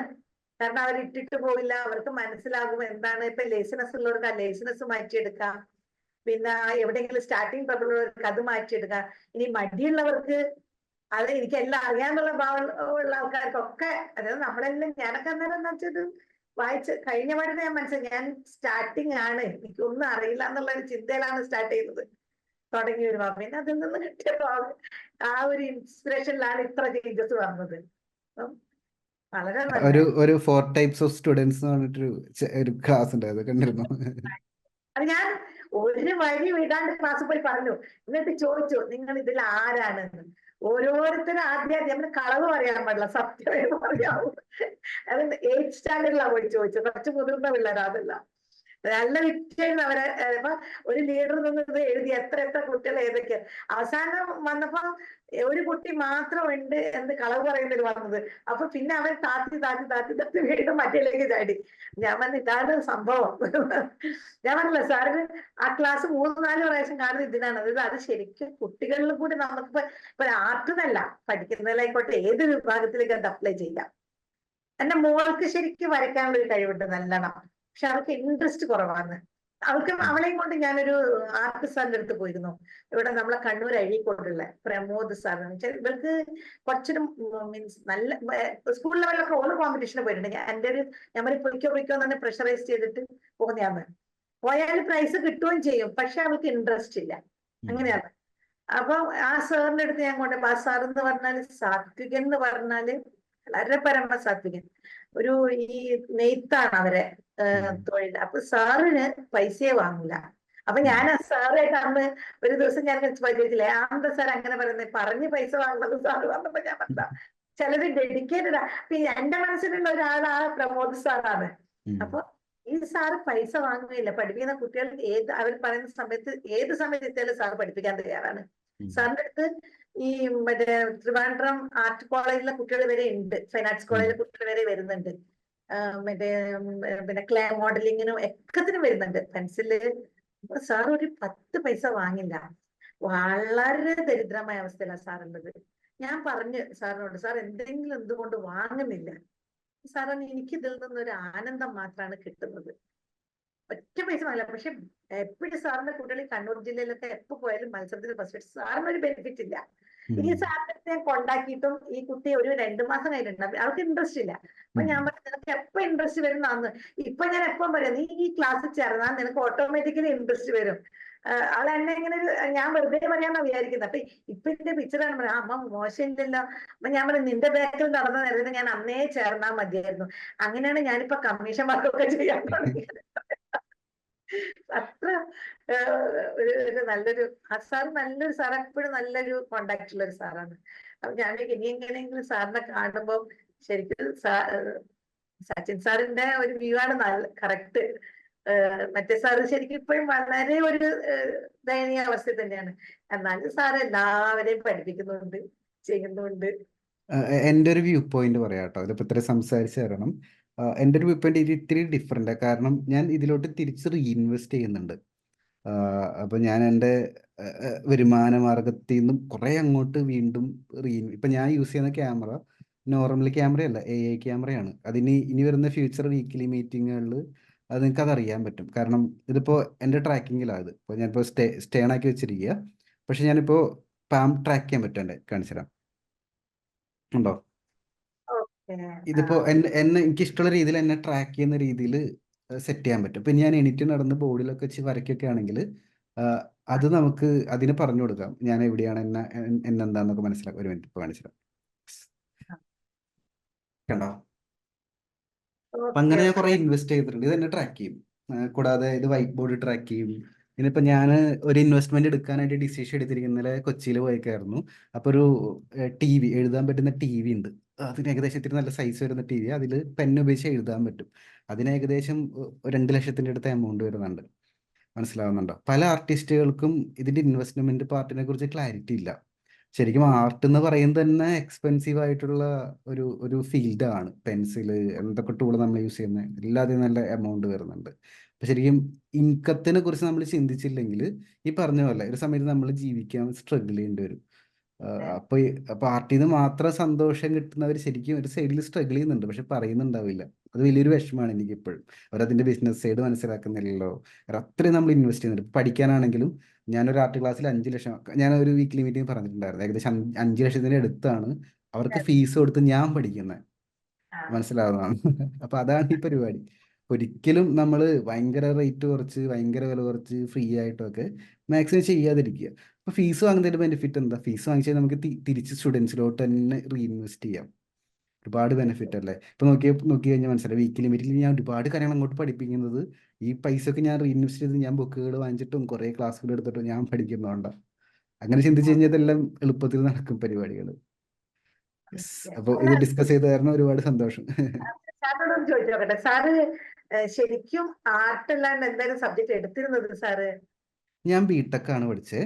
എൻ്റെ ചെറുപ്പത്തിലെ പ്രദൂൽ എന്ന് പറഞ്ഞിട്ട് ഒരു സാറാണ് ചെറുപ്പത്തിൽ 4ാം ക്ലാസ് മുതൽ 7ാം ക്ലാസ് വരെ ആർട്ട് പഠിപ്പിച്ചത്. അതിനുശേഷം ഞാൻ ഫോളോ ചെയ്തത് ഇന്റർനാഷണൽ ആയിട്ടുള്ള ആർട്ടിസ്റ്റുകളെ, കേരളത്തിലല്ല, കേരളത്തിൻ്റെ ഇന്ത്യക്ക് പുറത്തുള്ള ഇംഗ്ലീഷുകാരായിട്ടുള്ള ആർട്ടിസ്റ്റുകളെ ലൈഫ് സ്റ്റൈലും അവർ പഠിക്കുന്ന രീതിയും അവരുടെ കോഴ്സുകളൊക്കെയാണ് ഞാൻ അറ്റൻഡ് ചെയ്തുകൊണ്ടിരുന്നത്.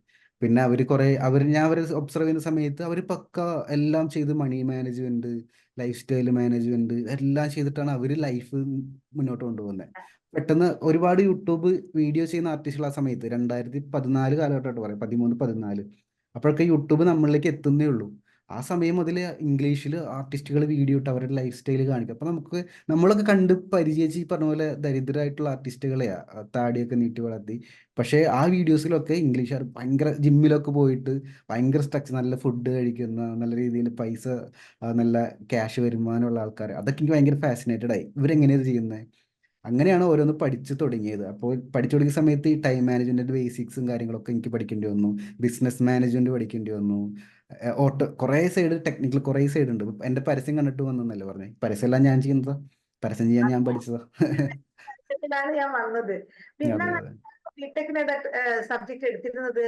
ബിടെക്കിന് കമ്പ്യൂട്ടർ സയൻസ് ആയിരുന്നു. അത് കഴിഞ്ഞിട്ട് ഒരു 6 കൊല്ലം IT കമ്പനിയിൽ വർക്ക് ചെയ്തു. അതിൻ്റെ ഒപ്പം തന്നെയാണ് ഓഫ്ലൈനായിട്ട് ആർട്ട് സ്കൂളും ഞാൻ ചെയ്തുകൊണ്ടിരുന്നത്. കമ്പനി വിടാൻ വേണ്ടിയിട്ട് സാർ പെട്ടെന്നൊരു തീരുമാനം എടുത്തതാണോ, അല്ലെങ്കിൽ സാറിന് ആർട്ടിനോടുള്ള?